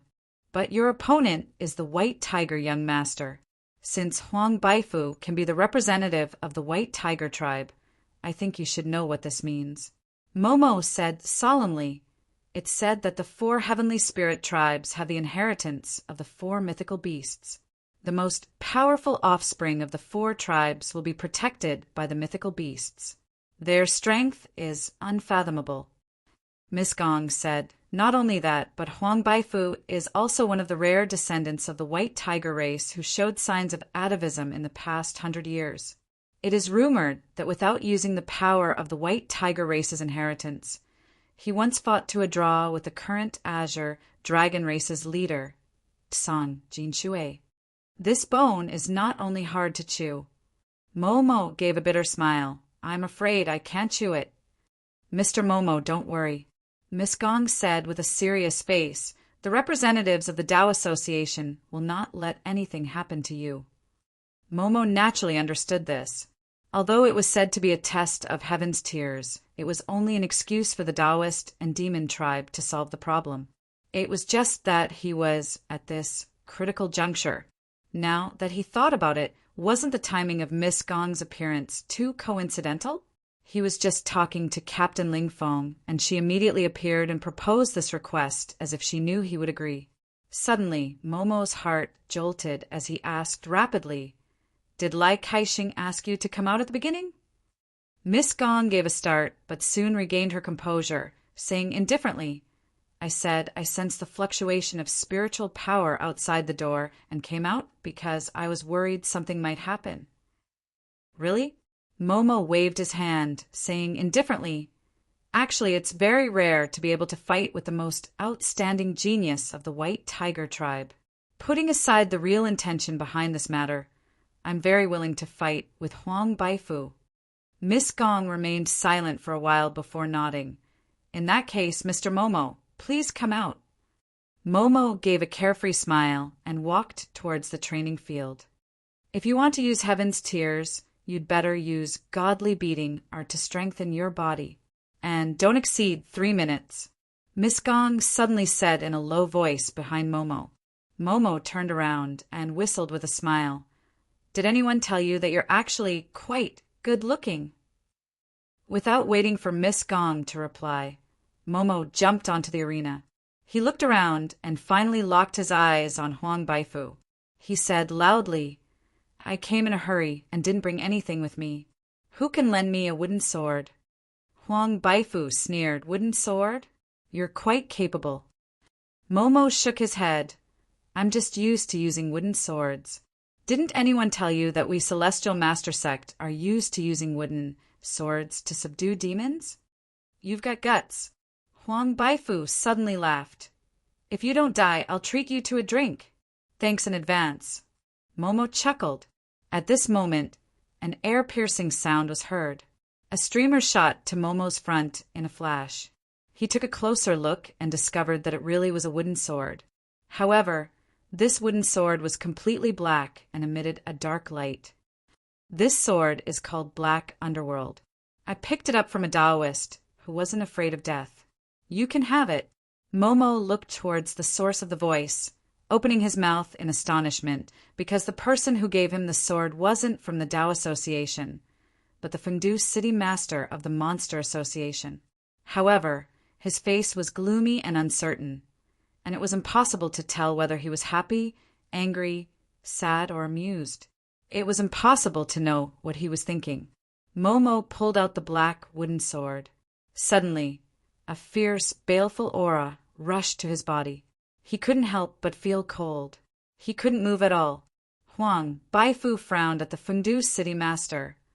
Xiao Shangamo, I don't need you to do anything unnecessary for the competition between me and this little Taoist. The Fengdu city master sneered, but didn't say anything. Unexpectedly, Momo heaved a long sigh and bowed to the Fengdu city master. Senior, thank you for giving me the sword. Momo held the wooden sword, and his dermic powers surged like 10,000 horses, making the black sword vibrate as if it was jumping in joy. Taoist Chang he took in a good disciple. His dermic powers and cultivation level are so dense at such a young age. It's rare. A white-browed old man in the Tao Association stroked his beard and smiled. It looks like he's one step away from attaining heaven-man unity. The people around him looked at the old man, only to see that after the old man finished speaking, he directly sat on the ground with his legs crossed, closed his eyes, and began to meditate. However, no one dared to disturb the white-browed elder's meditation, as he had a highly respected status, not only in the Tao Association, but in the entire Tao world. They looked towards the martial arts practice field again. At this moment, Momo had already taken the initiative to attack Huang Baifu. In an instant, dozens of black gusts of wind appeared on the training field. They were actually coming from the black wooden sword. Momo heaved a sigh of relief and looked at the young senior in front of him. Speaking of which, he still didn't know his real name. He didn't believe that the name he heard in Louis Village by the seaside was his real name. He must be hiding something. Huang Baifu is indeed the most powerful genius of the White Tiger clan. Momo smiled bitterly. Although I got the black wooden sword that day and my strength increased greatly, I still couldn't break Huang Baifu's defense. I had to use Heaven's Tears in the end. Momo's expression was complicated. Are you unwilling? Luocio looked at him. The human clan and the demon clan are born different. Momo quickly recovered his spirit. Plus, Huang Baifu has the bloodline of the White Tiger, one of the 4 spirit beasts of heaven. I don't feel wronged at all. However, it's a pity that I didn't force him to use his real strength in the end. How's the effect of Heaven's Tears? Luocio suddenly asked. Momo seemed to have expected this question, so he answered without thinking, It's very strange. After using it, my spiritual power increased by 3 times, and my physical strength became unbelievably abundant. It even gave me an illusion that I was invincible. Besides, I couldn't even feel any pain, and my reflexes improved a lot. However, it's still not as good as Huang Baifu. It's really amazing that the Michael Club in the Western world could develop such a miraculous medicine. Momo pondered. But what's more surprising is that the Heaven's Tear is also effective on cultivators like us. If the side effect of the Heaven's Tear wasn't so severe, I think many people would want to fight for it, right? Luocio didn't seem to care about this, but asked curiously, what happened next? Momo recalled. The competition ended with my complete defeat. Then, I fell into a coma due to the effect of Heaven's Tears. However, the seniors of the Tao Association came to my rescue. Not only did they help me recover from my injuries, they even helped me refine my magic power, allowing me to improve my strength. How should I put it? It's like a blessing in disguise, but I think it's more like a reward for being a test subject. Momo looked at this senior's eyes and found that he was very calm.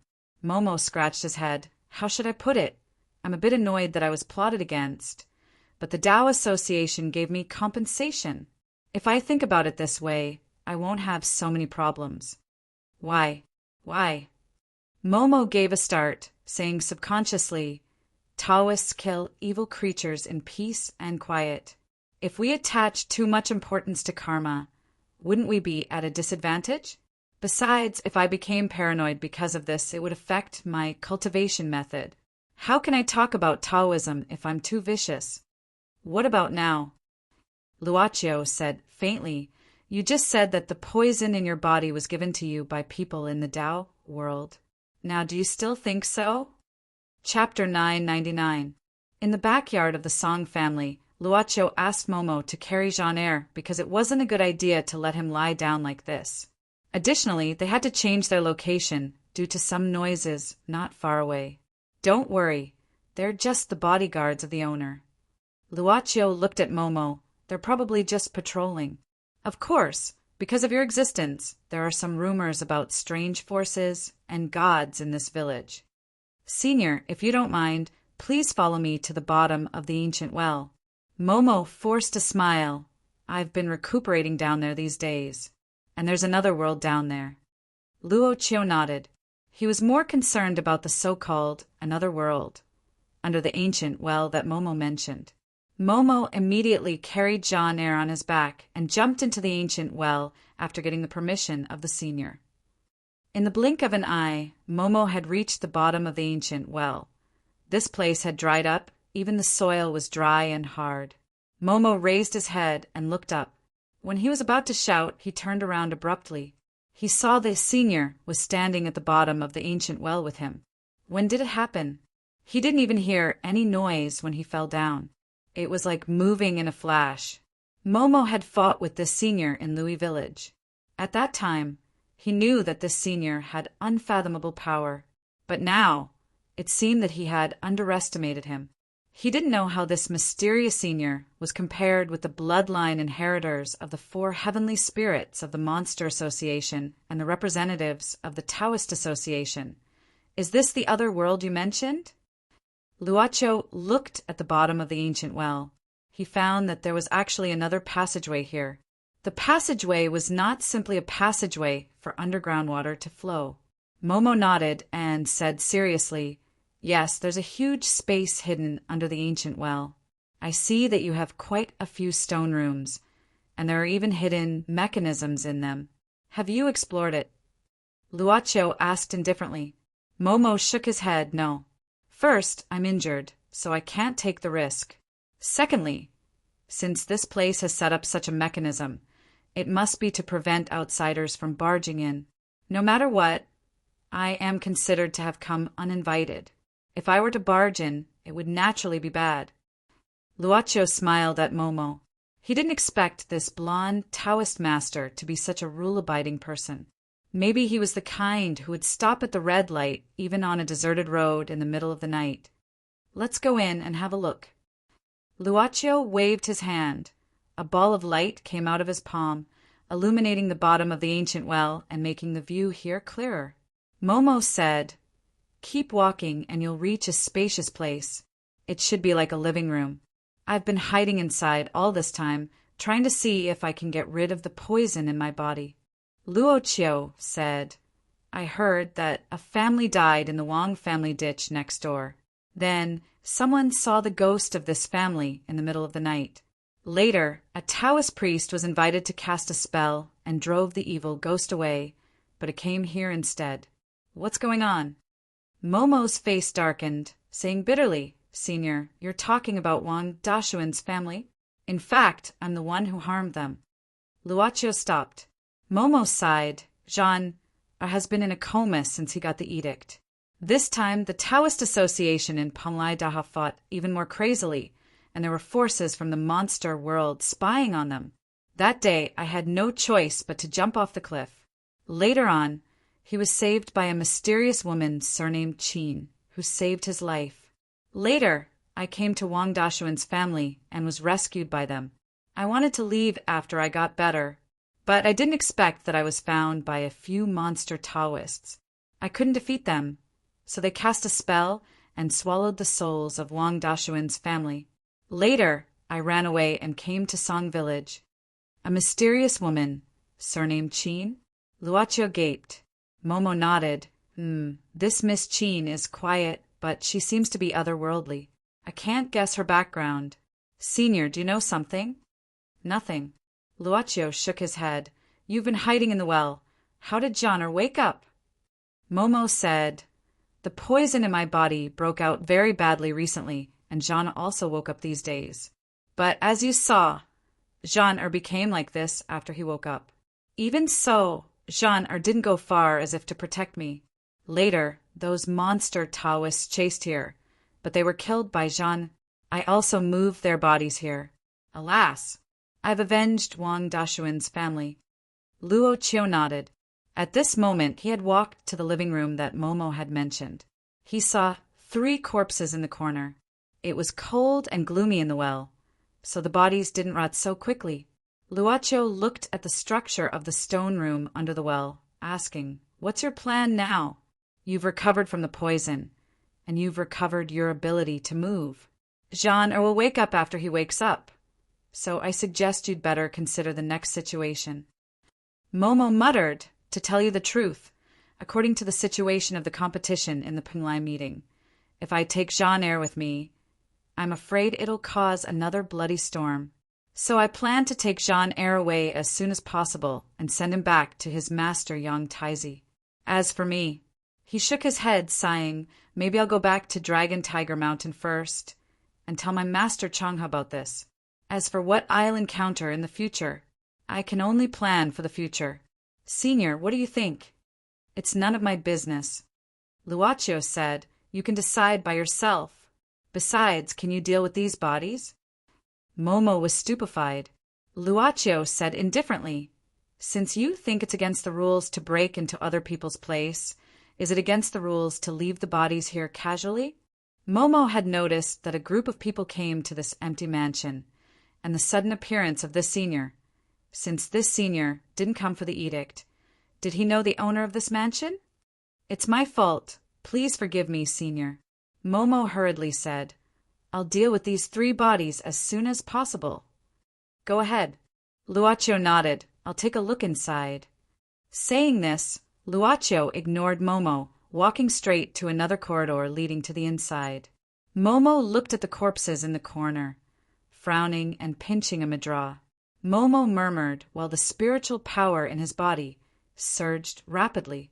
Suddenly, Momo uttered a chi sound, and the corpses on the ground started to move slowly. Of course, the corpses couldn't move by themselves. This was only the 5 ghosts moving technique.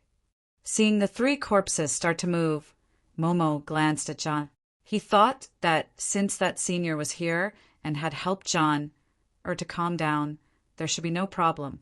Momo subconsciously didn't think about whether this senior would covet the edict like the Taoist Association and the Monster Association, because with that senior's means, it would be too easy for him to steal the edict if he wanted to.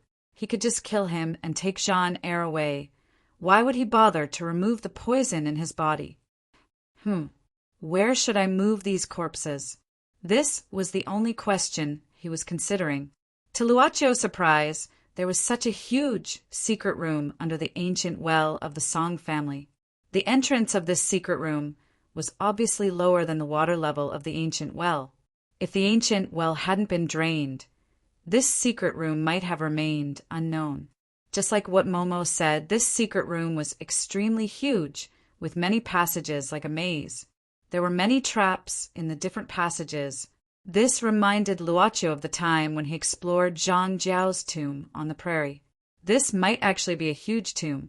He had heard old Master Song mention before that the ancestors of the Song family came to this remote place to live in seclusion to avoid the chaos of war.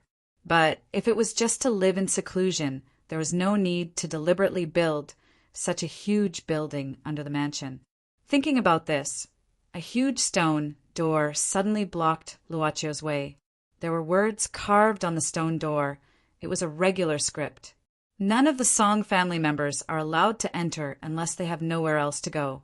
Song Changeng, Song Changeng. Luoqiu murmured his name, then closed his eyes. The door of his memory opened at this moment. He returned to the scene in the morning hall of old Master Song's humble home in South America. He remembered the name Song Changeng was among the many memorial tablets in the morning hall. Luoqiu kept silent for a while, then pressed his hand on the stone door. Open! The stone door didn't open normally. Instead, it cracked from the center to the 4 corners, forming 4 equal triangles. Finally, it shrank into the left rear wall. The craftsmanship was truly amazing. because the time of construction of this underground stone room was clearly hundreds of years ago, or even hundreds of years ago. Songchonging, Songchonging, Songingxing? Luoqiu opened his mouth in amazement. Is it him? Thinking back to the various exquisite mechanisms and traps he saw along the way, as well as what old master songs said about the Song family having many powerful people, Luoqiu was somewhat certain. Although he felt that it was inconceivable that one of the ancestors of the Song family was the author of the book Heaven's Creation. Compared to the origin of the Song family, the direct descendant of the Song kingdom from 1,000 years ago, it didn't seem like much. This stone door was already the deepest part of this underground stone room. Behind it should be the end. In front of him was another secret room, but it was octagonal in structure. In the center of this secret room, there was a huge stone coffin. The stone coffin had dragons and phoenixes carved on it, and it had a majestic aura. In the front corner of this octagonal secret room, there was a shrine. On the shrine, there was a memorial tablet enshrined, with the words Valiant Emperor Wenshenda written on it. In front of the memorial tablet, there was a brocade box. Luoqiu walked around the sarcophagus in the center to the shrine. He saw that there was an old praying mat in front of the shrine. After thinking for a moment, he didn't kneel in front of the praying mat. Instead, he bowed in front of the shrine. After that, Luoqiu opened the brocade box on the shrine. Inside was a handwritten letter. The letter described the cause and effect of the ancestors of the Song family coming to this place. Back then, the Song family didn't live in seclusion to avoid the chaos of war. Instead, they lived in seclusion to avoid the pursuit of those in power. Because the Song family was the descendant of the valiant Emperor Wenshenda, to those in power they were the remnants of the previous dynasty and had to be eliminated. Later on, the Song family who lived in seclusion here would send their descendants out every once in a while. First, it was to observe the changes of the times. Second, it was to train. Because of the long period of seclusion and peace, it was easy for the descendants of the Song family to lose the ability to deal with danger. The Song Changgang, written on the stone door of this octagonal stone room, was one of the descendants who went out. And this huge underground building of the Song family ancestral home was built by the Song family generation after generation. There was even a living area, an abundant water source, and a place to store food. It was the last resort of the Song family. As for the ancestral wealth of the Song family that was recorded in the letter, Luoqiu had no interest in it. He had to think of a way to let old Master Song discover this place. After all, he was the head of the Song family. Just as Luoqiu was about to put the brocade box back to its original position, he suddenly had a thought. There was a sign outside the door that said, "Those who are not desperate are not allowed to enter."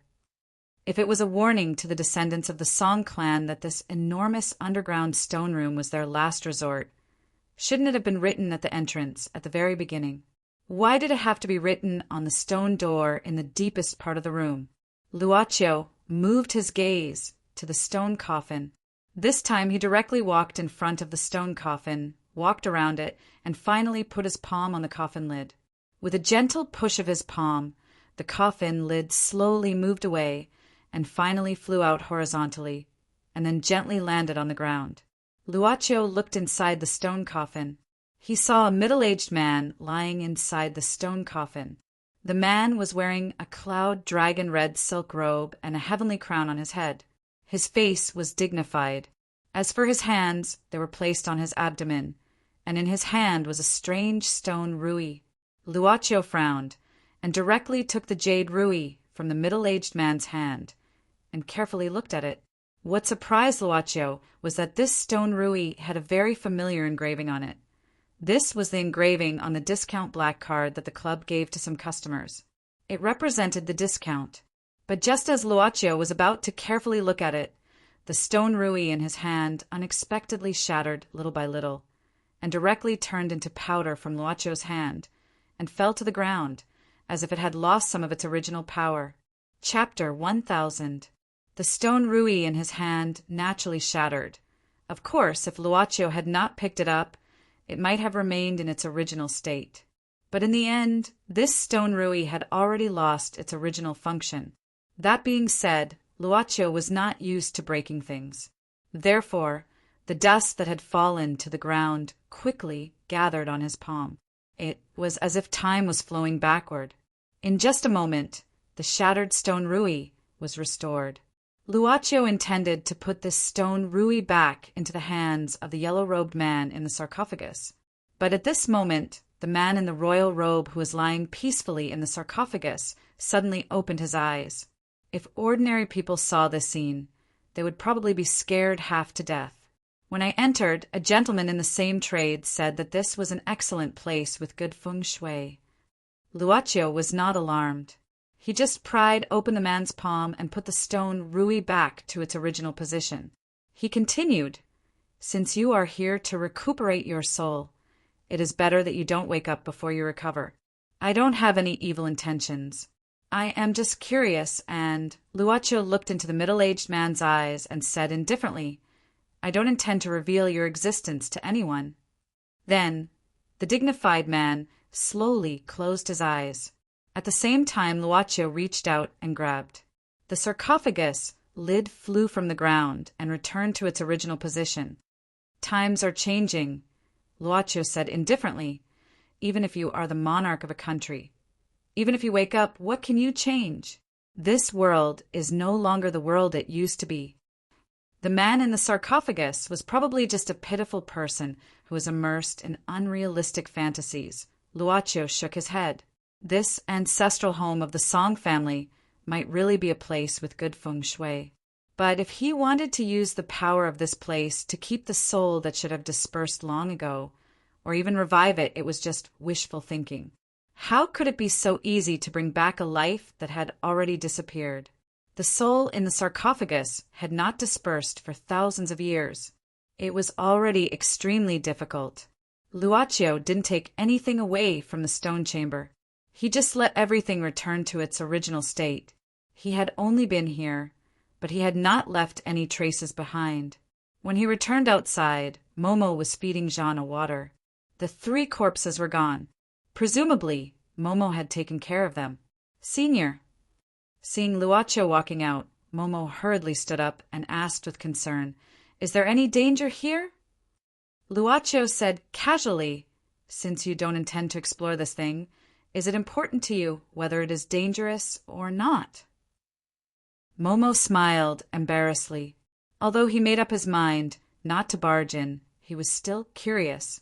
However, from the tone of the senior, it seemed that there was a hint of warning in it. "When you went out to deal with the bodies, did you run into anyone you knew?" Unexpectedly, Luaccio suddenly asked. "An acquaintance?" Momo was startled, but at the same time he seemed to have realized something. He turned around abruptly and was shocked when, "Who are you?" At the bottom of the ancient well, at the entrance leading to this place, a figure had appeared out of nowhere. Hearing this, the figure slowly walked in. This person had a thin figure, wore a black tang suit, and had a bronze mask on his face. This mysterious man with a bronze mask slightly moved his head, looking at Jeanne, who hadn't woken up yet. Momo frowned and blocked the sight of this mysterious man, asking in a low voice, "Who are you? What's your purpose of following me?" However, the mysterious man didn't say anything, but put his eyes on Luoccio again. He seemed to be staring at Luoccio in silence. Momo had already prepared himself. He stretched out his hand with a yellow talisman between his fingers. "You're very special." Suddenly, the mysterious person spoke slowly. His voice was very low and deep, and it was probably done on purpose. "Before I came, I didn't even know of your existence or that you would be here. How did you do it?" Momo looked at the senior he admired in surprise. Luaccio thought for a while, asking curiously, "You didn't even know I was here? In other words, you knew who was here, right?" The mysterious man was silent at this time, but the eyes behind the bronze mask never left Luoccio. After a while, the mysterious man shook his head and said indifferently, "Well, it doesn't matter if there is one more or one less." "Momo, do you know why I'm here?" "No need to guess." Momo sneered. Although the guy before is vicious, he still dares to show his true face. But you, the one who hides in the dark. Come on. Since you want to fight for the edict, you can go through me first. Then Momo's spiritual power surged. A golden flame came out of his palm and poured into the yellow talisman between his fingers. The mysterious man snorted. Dragon Tiger Mountain's Taoist sect does have real talent, but you're not the strongest Yin-Yang Taoist master. Don't struggle. You can't protect this kid's opportunity. Just give it up. I'm just taking the edict, not his life. Cut the crap, let's fight. Momo gritted his teeth. The yellow talisman in his hand shot out. Thunder God, incantation! Taoist sect? I can do that too. Unexpectedly at this moment, a yellow talisman suddenly appeared in the mysterious person's palm. The mysterious person used the same method to shoot out the yellow talisman. The two yellow talismans collided with each other in the air and instantly produced a loud bang. The explosion of the talismans produced a shockwave that spread out in all directions. The ceiling of the stone chamber at the bottom of the well was instantly filled with debris. Luocio couldn't help frowning. Thunder God, incantation. What's wrong with you? Momo turned pale with fright. There were different schools of thunder spells in Taoism. Each sect had its own special incantation and technique. It couldn't be done by simple spiritual power simulation. Momo couldn't be more familiar with the thunder spells of Heavenly Master Taoism.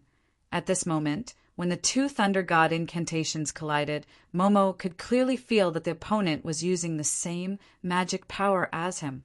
It's not hard to learn the thunder spells of Taoist sect. The mysterious man opened and closed his hands. Dozens of yellow talismans were floating in his palms.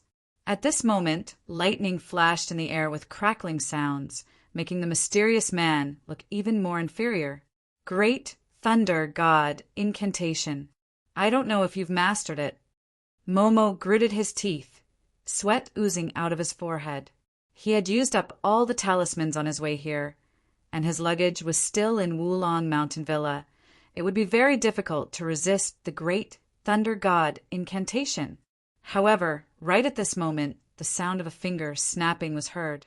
Momo was startled, but the great Thunder God incantation in the mysterious man's hands seemed to be extinguished at the same time, and the yellow talisman started burning automatically. The mysterious man looked at Luocio subconsciously, and Momo also looked at him in surprise. I haven't seen a fight between Taoists. I'm really interested. But can we not do it here? Luocio said indifferently, Don't you think it's irresponsible to fight indoors? Who's going to pay for the broken things? Meddling in other people's business has a price. The mysterious man said in a low voice. I said, don't fight indoors. Luocio shook his head. I don't mean to interfere. Well, it's my fault for breaking your things. I'll pay for it. As soon as Luocio finished his words, those yellow talismans that had been burned to ashes gathered in the air. At this moment, the time that existed on these yellow talismans seemed to flow in reverse. From being burned to being brand new, they finally returned to the mysterious person's side. There's a lot of empty space outside the mansion, Luocio said casually, but if you're fighting loudly, I suggest you go further away. After all, it's immoral to disturb people's sleep.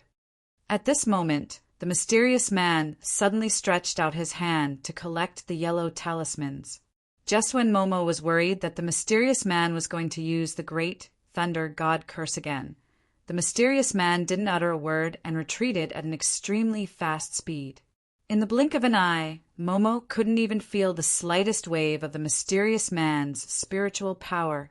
That was to say, the mysterious man simply left, or he escaped. Under the senior's miraculous methods, he had no choice but to retreat. What about you? Do you want to continue? Luocio looked at Momo. Momo hurriedly calmed down his spiritual power. Swallowing his saliva, Senior, I don't like to fight indoors either, Luocio said indifferently. I'm not helping you. But this place is related to me. I don't like to see it being destroyed. As for what happens after that, It will depend on your own fate. Momo nodded obediently. Perhaps if this senior could help him, the numbness of this Penglai convention would be easily solved. But somehow Momo felt that this senior didn't mean that. He didn't want to fight for the edict, nor did he want to help him. Senior, I'll leave with Jean-Eyre at dawn, don't worry. Momo said seriously, after all, I don't want to see what happened to Wang Dashuan's family a second time. Luocio nodded. Momo glanced at Jean-Eyre, asking, Senior, what do you think will happen to Jean-Eyre in the future? I don't know much about cultivation. Luocio shook his head and said, but since you Taoist cultivators use artificial methods to cultivate, even if there are some problems, people should be able to find a solution. Momo thought for a while and then bowed deeply towards the senior. However, when he raised his head, he couldn't see this mysterious senior anymore. Oh no, I forgot to ask for this senior's name again. The black shadow leaped through the forest and soon passed through a small forest. Finally, it arrived in front of a small stream. This was the mysterious man who suddenly appeared at the bottom of the ancient well. Under the moonlight, this mysterious man sat on a rock by the stream, carefully looking at a stack of yellow talismans in his hand. It doesn't look like an illusion, the mysterious man murmured. But if it's not an illusion, there's someone in this world who can restore the broken pieces. This wasn't a simple matter of sticking the broken pieces back together. Instead, it was a matter of restoring the ashes back to its original state. The principles involved in this were something that even Tao arts couldn't explain. Why can't I figure out this person's existence? The mysterious man suddenly spat out a mouthful of blood. Greatly shocked, Heaven's secret is hiding this person's existence? How is that possible? The mysterious man felt a chill on his back when the cold wind blew. This was a weird thing he had never encountered before. But at this moment, his phone suddenly rang. What's the matter? The mysterious man answered the phone. What? Whose idea is it? Taoist Association or Monster Association? Or their joint statement? The person on the other side of the phone said anxiously, No, it's Shenyuan Palace. I heard it was instructed by Long Shirua and approved by the Bureau of Land Management of the Special State. I see. The mysterious man said in a low voice, Don't do anything for the time being. I've also encountered some obstacles here. After that, the mysterious man turned off the phone, stood up, looked back at the direction of the mansion he broke into tonight, and then resolutely merged into the night. After dawn, Uncle Wu came to Luocio's room and knocked on the door, telling him that breakfast was ready. Uncle Wu was indeed a very responsible butler. Although the conditions here were a bit shabby, he still brought some hot water for washing up. Thank you. Luocio politely took the hot water from Uncle Wu with both hands. Did old Master Song sleep well last night? Old Master slept very deeply and didn't wake up at night. Uncle Wu smiled slightly. He just woke up and is washing up, but his complexion looks quite good. That's good. Luocio smiled. Then you go ahead with your business. I'll come out later. Okay, Master Chiu. Uncle Wu nodded and then left quickly. After closing the door, Luocio walked to the table in the room. The 3D map of the Song family's ancestral house that appeared last night was still there. However, there was no one at the bottom of the ancient well. Momo kept his promise and left with Jean-Eyre as soon as dawn broke. Luocio erased the structure map and then began to wash up. Well, he seemed to have forgotten something. Master! Master! Master! Shouts came from the bottom of the room, which made Song Haoran feel a bit sad. How should he go down? It was not that he couldn't go down, but he didn't want others to know what he wanted to do on the roof, and he didn't want others to know that he not only came up to the roof, but also stayed here for the whole night. Yes, Song Haoran had been looking at the structure map of Song family's ancestral house in his mind for the whole night, but he didn't find anything. Chapter 1001. Zhuifeng yawned and scratched his back. It was itchy. I haven't taken a bath recently. Are there lice on my body? Of course. This might just be an illusion. After all, it was too boring for him now. Because early in the morning his elder brother Mo, Xiaofei, to be exact, his elder brother Mo, Xiaofei suddenly got up and meditated as if he had changed into another person. He also said that the yang qi of the morning glow was very precious and could train the pure yang qi in one's body so that the golden spear would not fall. Although he would ask strange questions and seem to lack common sense more than himself, Zhuefeng felt that Big Brother Mo Xiaofei was still the original Big Brother Mo Xiaofei. He just fell asleep in his body while the other Big Brother Mo Xiaofei woke up. Zhuefeng didn't know how to explain this phenomenon. He just had such a feeling. But it was indeed very painful to meditate with the current Big Brother Mo Xiaofei. They had been meditating for almost 2 hours. Suddenly, on a big rock in the bamboo forest, Mo Xiaofei, who was sitting cross-legged, slowly opened his eyes and exhaled. Well, this era is really ridiculous. The vitality is so turbid. 2 hours of breathing is not as good as the previous moment, but this body is full of energy, as if it has infinite potential.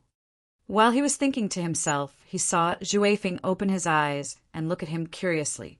This half-grown monster clan is simple and seems to have a good relationship with this body.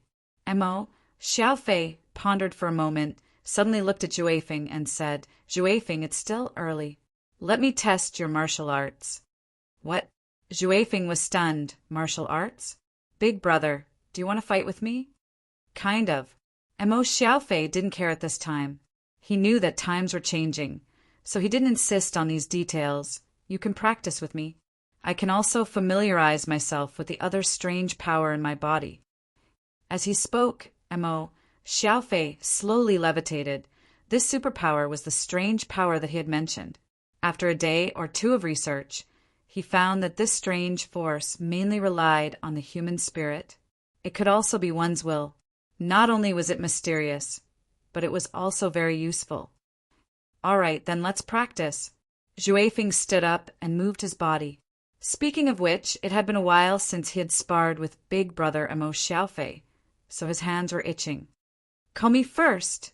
Mo Xiaofei nodded and waved his hand. Then I won't be polite. Wind-chasing wolf laughed and disappeared in a flash. Divine ability, Godspeed. Zhuefeng's sudden disappearance made Mo Xiaofei frowned subconsciously, but he wasn't too alarmed. He just carefully observed the surroundings. Suddenly, Mo Xiaofei swung his palm backward.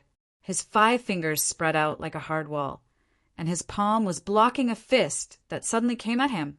Bang! A ring-shaped airwave spread out from the bodies of Zhuefeng and Mo Xiaofei. The bamboos in the bamboo forest rustled, and the bamboo leaves fell crazily. He blocked it so easily. Zhuefeng was startled and then retreated quickly. Godspeed gave him extraordinary speed. He moved to the front of Mo Xiaofei in an instant and opened his mouth in surprise. Previously, Big Brother Mo Xiaofei could also block his sneak attack, but he had never done it so casually. So powerful! Big Brother Mo Xiaofei is so powerful now. Windchaser suddenly felt a particularly fierce aura coming from Big Brother Mo Xiaofei.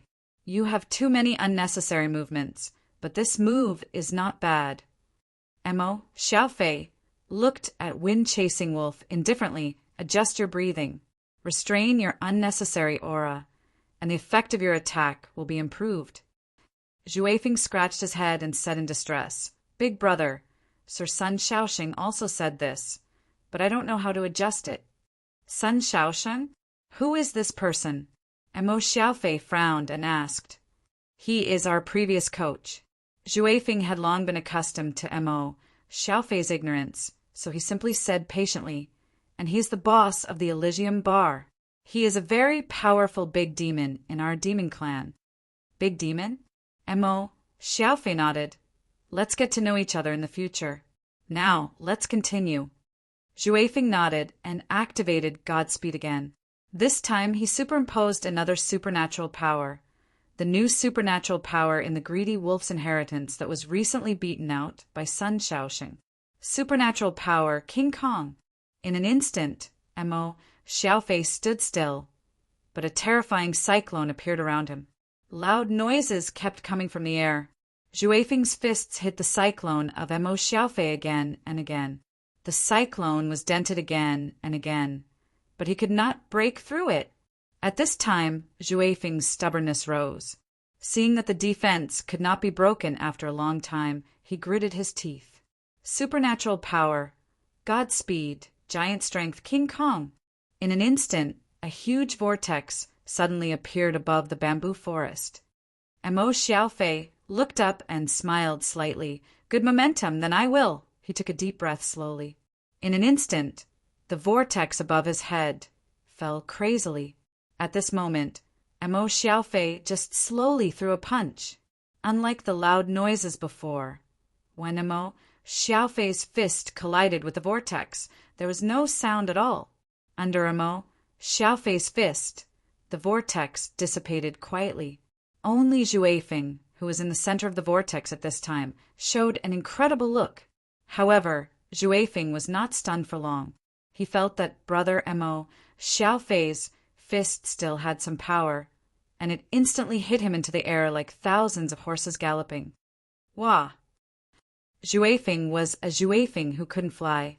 When his body flew up to the point where the power of the fist was exhausted, he could only fall to the ground and then shout bang! There was a big, human shape on the ground. Zhu Feng coughed and spat out the soil in his mouth. At the same time, he rubbed his completely numb arm and staggered to stand up.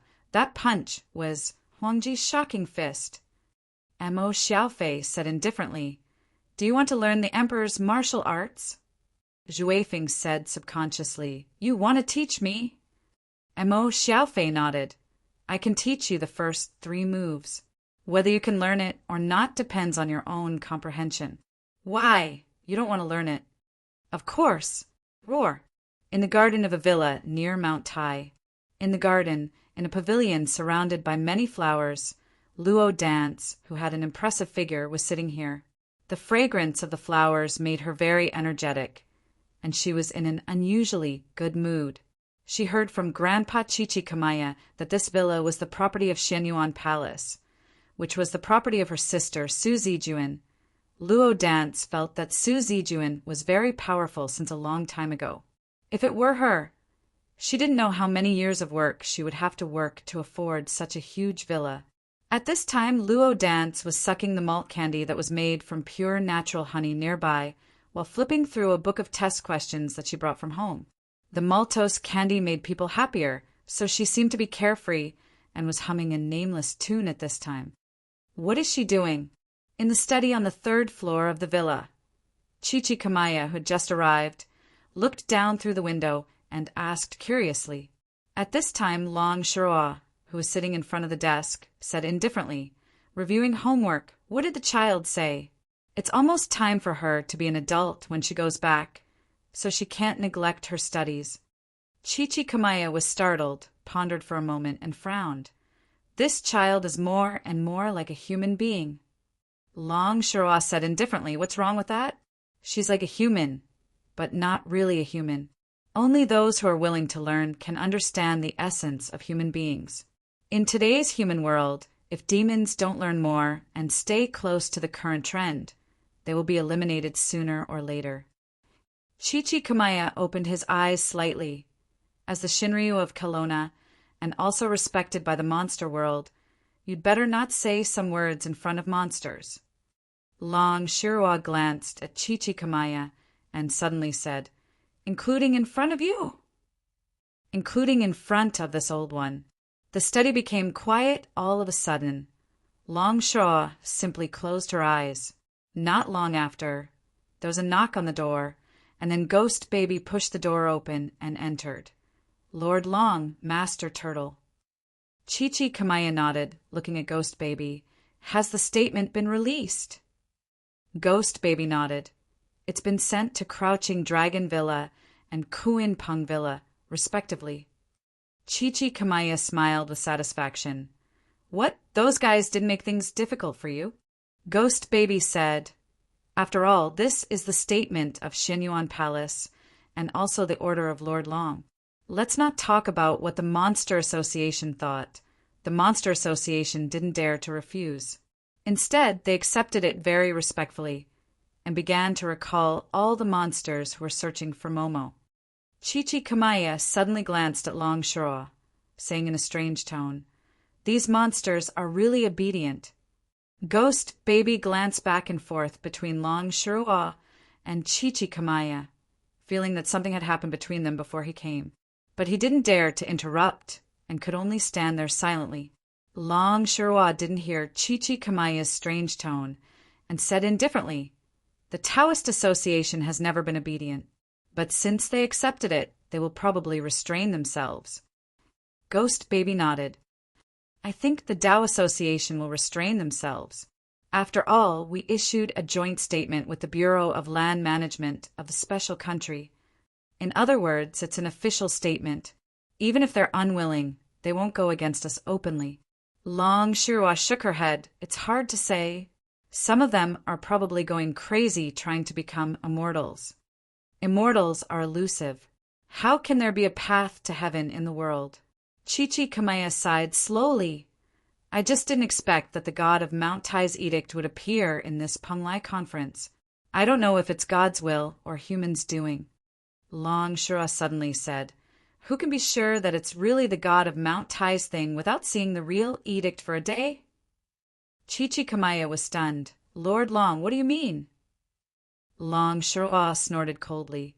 "If there's really the inheritance of the Emperor of Mount Tai hidden in the peaks of Mount Tai, why don't I know about it after so many years?" She was the Shinryu who guarded Kelowna. As long as she stood on the land of Kelowna, and as long as the dragon veins of Kelowna were not destroyed, Shinryu was immortal. The veins of Kelowna were naturally connected to Shinryu. Chichi Kamaya patted his head at this time and nodded. "Well, I almost forgot that, Lord Long. You're a human-shaped treasure-hunting device. So this edict is weird?" Long Shirwa shook her head again. "It's weird, but I can't tell whether it's true or not. And since I came to Mount Tai, I always felt uncomfortable. Especially since yesterday, this feeling has become stronger." Uncomfortable. Chichi Kamaya opened his mouth. It was often said that when living creatures encountered natural enemies or natural disasters, they would have an innate reaction.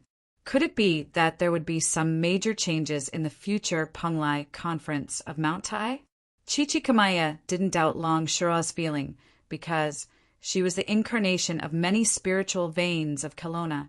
She was connected to the luck of Kelowna and couldn't be separated. Does Lord Long have any dream signs?" Chichi Kamaya asked quickly. Long Shirwa glanced at Chichi Kamaya coldly. Since she lost too much blood and became like this, she had insomnia and dreams every day. "Lord Long." Chichi Kamaya frowned. Long Shirwa waved her hand and said, "Nothing. Wait, I need to answer the phone." The phone on the table vibrated at this time. Long Shirwa glanced at it and found that it was actually Sun Shaoxing calling. This guy actually called her. It was the first time. Of course, this was left to Sun Shaoxing as Su Zijuan's niece before she left. Sun Shaoxing dared to make this call because of this, right? Just at the moment when the phone was connected, Long Shirwa's ears were almost deafened. On the other end of the phone, the loud music and noise made Long Shirwa frown involuntarily. What, he left a letter and left? When did it happen?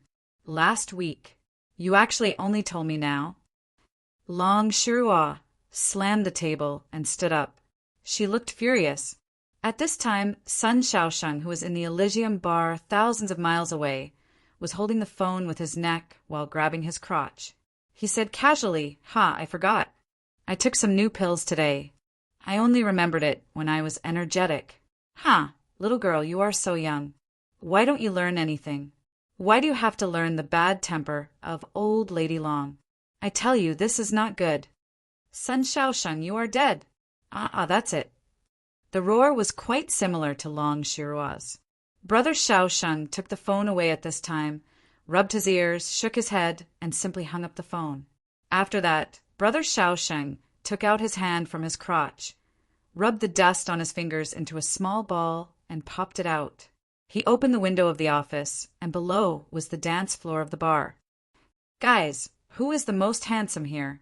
Brother Shaosheng." Chapter 1002.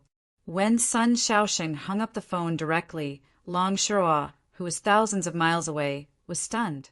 She suddenly threw the phone in her hand to the ground and gritted her teeth. But unexpectedly, a bright light suddenly flashed in the study room, and there was a click sound. "Chichi Kamaya, what are you doing?" Long Shirua suddenly frowned, because this old tortoise took out a phone from nowhere. The flash, just now, seemed to be from the flash of the phone's camera. "Oh, I couldn't help it for a while," Chichi Kamaya said with a deep face at this moment. "I just want to find some memories of the past. I haven't seen you like this for a long time." The pink face was so cute even when she was angry. Chichi Kamaya's thoughts couldn't help but go back to a long time ago. At that time, there was always a little girl riding on his back happily, saying that she wanted to travel through the mountains and seas. She also said that she wanted to save the world. Long Shirua rolled her eyes. Then she sat down sulkily.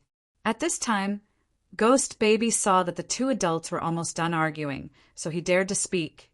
"Lord Long, after everyone in the Demon Beast Association knew that you appeared, they all said that they wanted to visit you in person, especially the few from the 4 spirit clans of the sky. They said that you haven't been to their tribe for a long time." "Not interested." Long Shirua waved her hand. "Reject it for me. Just say that I'm not free.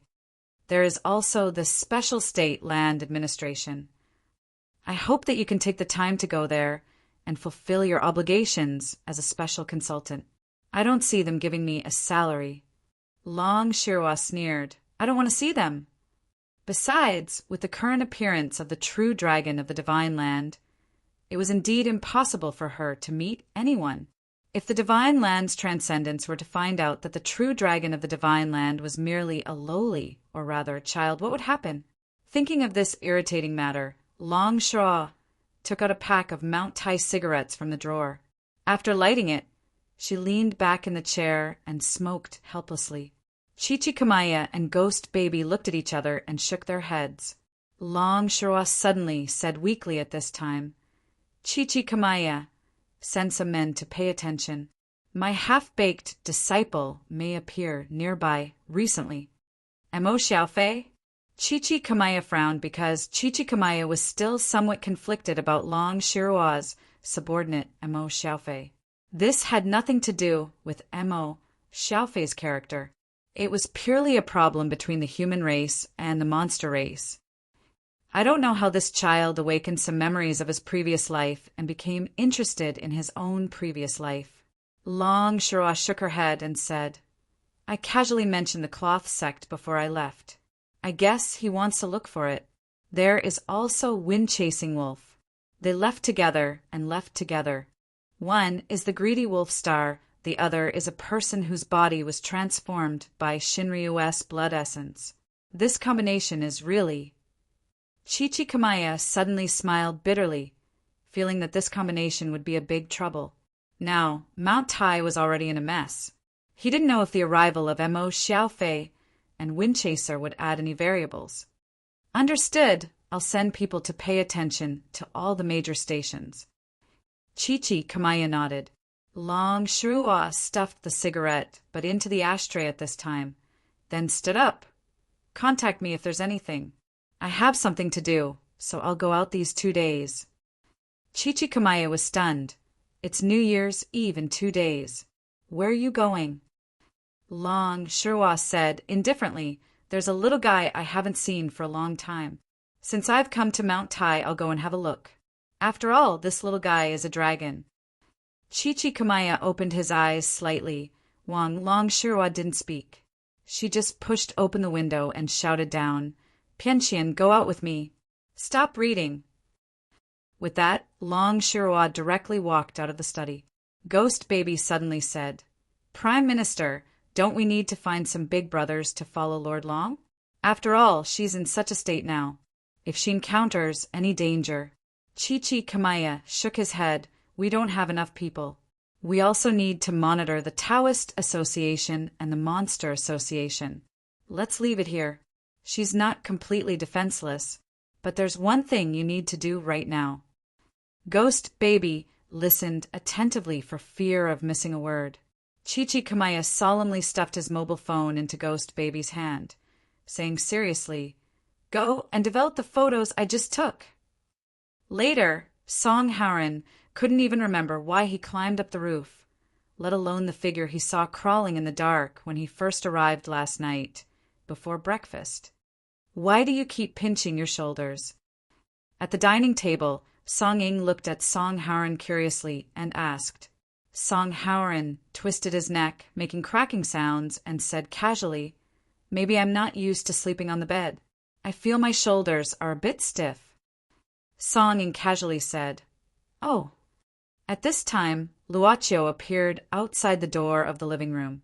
Coincidentally, Zhang Qingrui arrived at the same time. When the two met at the door, Zhang Qingrui smiled and said good morning to him. "Morning." Luochio returned a smile. They didn't talk much. Just like in the past, he always nodded to her when he saw her in the classroom, and she just nodded back as if they had some kind of tacit understanding. Then they sat down separately. Breakfast was relatively simple. Due to the limited conditions, Uncle Wu went out early and brought back some sweet foam from the village entrance. A big bowl of steaming hot sweet foam gave people a sense of warmth in the middle of winter morning. The sweet foam was actually not sweet. It was actually salty porridge. It was mixed with large pieces of spinach leaves, small pieces of shredded tofu, cowpeas and peanuts, and there was a faint, spicy taste of ginger and pepper. It was very smooth to drink. After breakfast, Song Tianyu talked about going to the ancestral grave to worship. This was the family affair of the Song family, so Zhang Qingrui didn't want to participate in it. However, because the Song family and her grandmother would have a large-scale cooperation, she had to stay. Her grandmother, Zhang Lilinfang, was too old to go out. Moreover, the cooperation with the Song family here was very important. If Mr. Seven only took charge of it, it would seem that they were not sincere enough. In fact, Zhang Qingrui could understand the reason why her grandmother was anxious about her marriage. It was said that the Song family had a big business, but few people. However, the Zhang family was the real weak one, with only 2 people, an orphan and a widow. In a few more years, when all the loyal members of the Zhang and Li families were gone, Zhang Qingrui wouldn't be able to support the family on her own. Then, the 2 ancient families would fall apart or fall into decline. But did she have to rely on her marriage? Now, the marriage with Zhong Luochen of the Zhong family was basically in a deadlock. She hadn't contacted Zhong Luochen for a long time. She didn't know what the second young master of the Zhong family was doing recently. She always felt that he was a bit mysterious. Marriage, after all, she was a woman. When thinking about this problem, she couldn't help thinking about it no matter how noble she was. Zhang Qingrui glanced at Luochio, who was holding a bowl of sweet foam and eating it carefully. Was it so delicious? He ate it so carefully as if he was tasting something precious. Luochio seemed to have noticed Zhang Qingrui's gaze, so he looked at her. But when their gazes touched, Zhang Qingrui moved her eyes away slightly, flirting with each other. Song Ying, who was at the side, suddenly muttered softly. Then old Master Song was still talking about worshipping the ancestors. Zhang Qingrui finished the food quickly and said, "Old Master Song, please excuse me. I want to call and greet my grandmother." Of course, Song Tianyu didn't mind.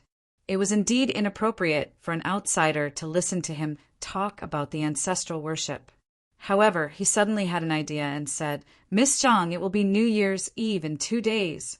Why don't we bring your grandmother over and celebrate the New Year with our 2 families?" Zhang Qingrui opened her beautiful mouth slightly. Song Tianyu smiled. "You see, it's not good to leave you here alone. And it's not good to leave Sisterly alone at home either. So, if your grandmother's health allows, can she come here? I haven't seen her for many years." Zhang Qingrui was indeed reluctant to leave her grandmother alone at home thousands of miles away. She pondered for a while and nodded. I'll ask her about it. Of course. Song Tianyu smiled amiably. Then I won't keep you. If you need anything, feel free to look for fifth uncle. Zhang Qingrui then left. The Song family discussed the matter for the whole morning. In the afternoon, Uncle Wu went to buy the materials for worshipping the ancestors. In fact, before the Song family set off, a group of people had already left and came here to make preparations. Now, as long as fifth uncle sent out the location, the materials that had been prepared in advance would be delivered. It was estimated that they would arrive at night. After eating something for lunch, Song Tianyu felt a little sleepy, so he went to his room to rest. Last night, there was no haunting, as Songbo said. Song Ying thought it was just the imagination of the villagers and didn't care too much about it. Although this place was beautiful, there were too few entertainment items. Song Ying couldn't sit still, so he used the satellite connection to deal with the affairs of the group. Song Haoren suddenly suggested, "How about we go to find the dragon?" In the hall, Song Ying, who was typing on the keyboard, suddenly stopped. On the other side, Luochio, who was reading some basic old books, also raised his head. That, Song Haoren said with a smile. Didn't Dad say there was a pool here where the child of the dragon god lived? Let's explore it. Song Ying chuckled twice and then continued to type on the keyboard on the laptop. She didn't even look at Song Haoren as she said, I have a video conference later. Besides, do you know how much less the company will make while you are exploring? Song Haoren narrowed his eyes again. He suddenly walked to Luochio's side, took the book from Luochio's hand, and closed it. This made Luochio blink in surprise. Song Haoren said with a smile, Little Luochio, let's go explore. The sound of typing on the keyboard suddenly slowed down. Luochio thought for a while and suddenly smiled. Well, let's go for a walk. We should take a walk after dinner. Song Haoren said at this time, Do you want to call your female classmate? The sound of typing on the keyboard slowed down. Luochio said, We should inform her out of courtesy. The sound of typing on the keyboard stopped, followed by the shrill sound of the chair moving back. Song Ying suddenly stood up and stretched. She said to herself, I'm too full. Let's go for a walk. Song Haoren, where did you say we were going? Song Haoren's eyes narrowed even more. Didn't you say there was a video conference?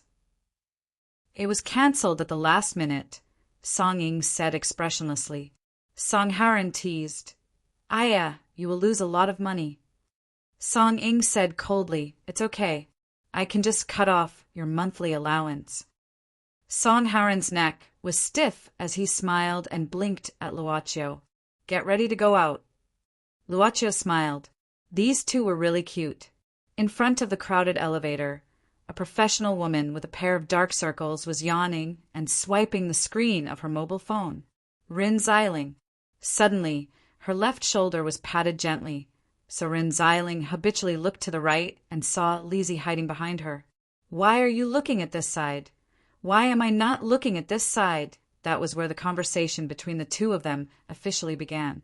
Looking at Rin Xiling's slovenly appearance, Lizzie couldn't help but sigh and say, Sister Rin, why do you look like a heroine who hasn't appeared in hundreds of episodes on TV?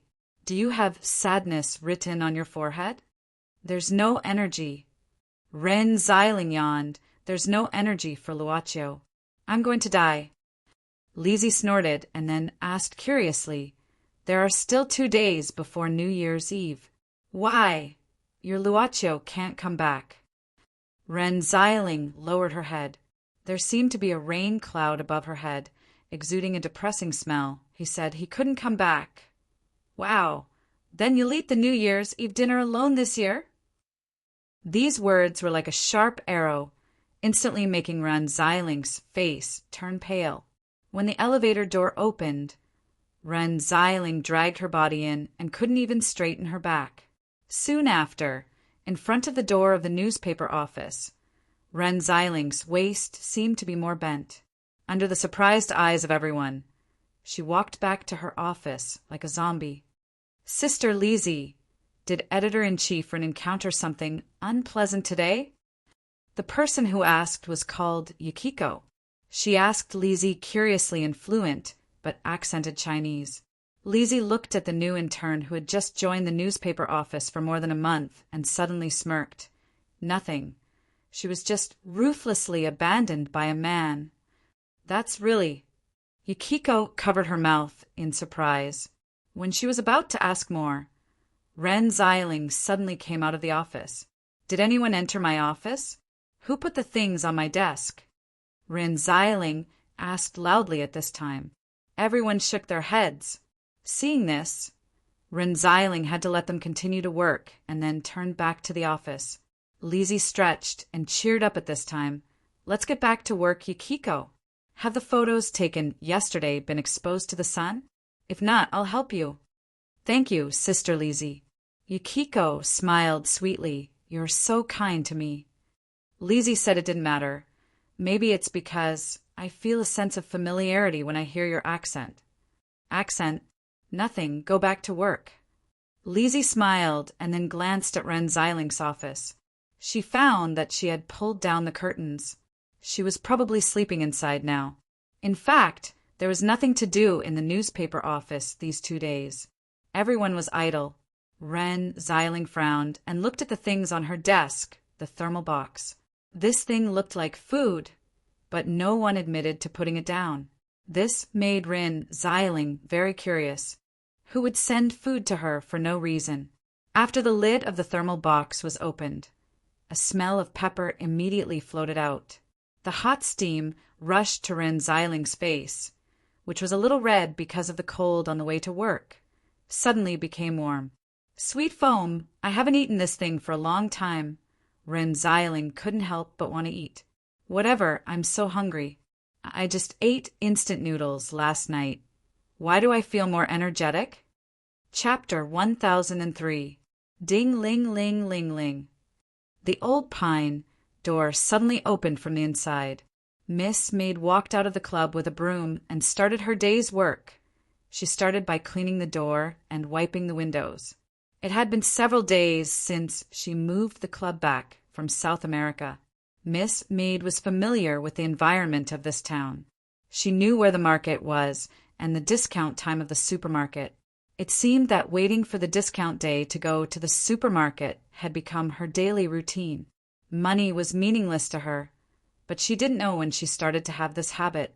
It seemed to have started after the arrival of the current owner. The pedestrians on the street were in a hurry to go to work. Yu Yi, on the other hand, was minding her own business in front of the door. She seemed to overlap with the people, but also seemed to be a virtual image. She was here, but also not here. Suddenly, Miss Maid stopped what she was doing and looked to the side. She saw someone standing there in a daze, looking at her and the door of the shop. It was a tall guy with blonde hair and carrying another man on his back, Momo and John Eyre. Aren't you the seniors? Do you want to have a seat inside? Yu Yi just smiled and said softly, If it's possible, please allow me to serve you hot-scented tea. Momo wanted to refuse, but nodded subconsciously, then followed this beautiful woman into this weird shop. The temperature seemed to become comfortable in an instant. Although it was the middle of winter outside, there was a warmth that seemed to spread from the bottom of her heart and then dispelled the coldness in her body. Momo looked at the teacup handed over by Miss Maid. He hurriedly wiped his hands and took the teacup from Miss Maid's hands. Excuse me. Momo took a sip of the hot tea and felt more comfortable. He couldn't help opening his mouth, but he swallowed back his words.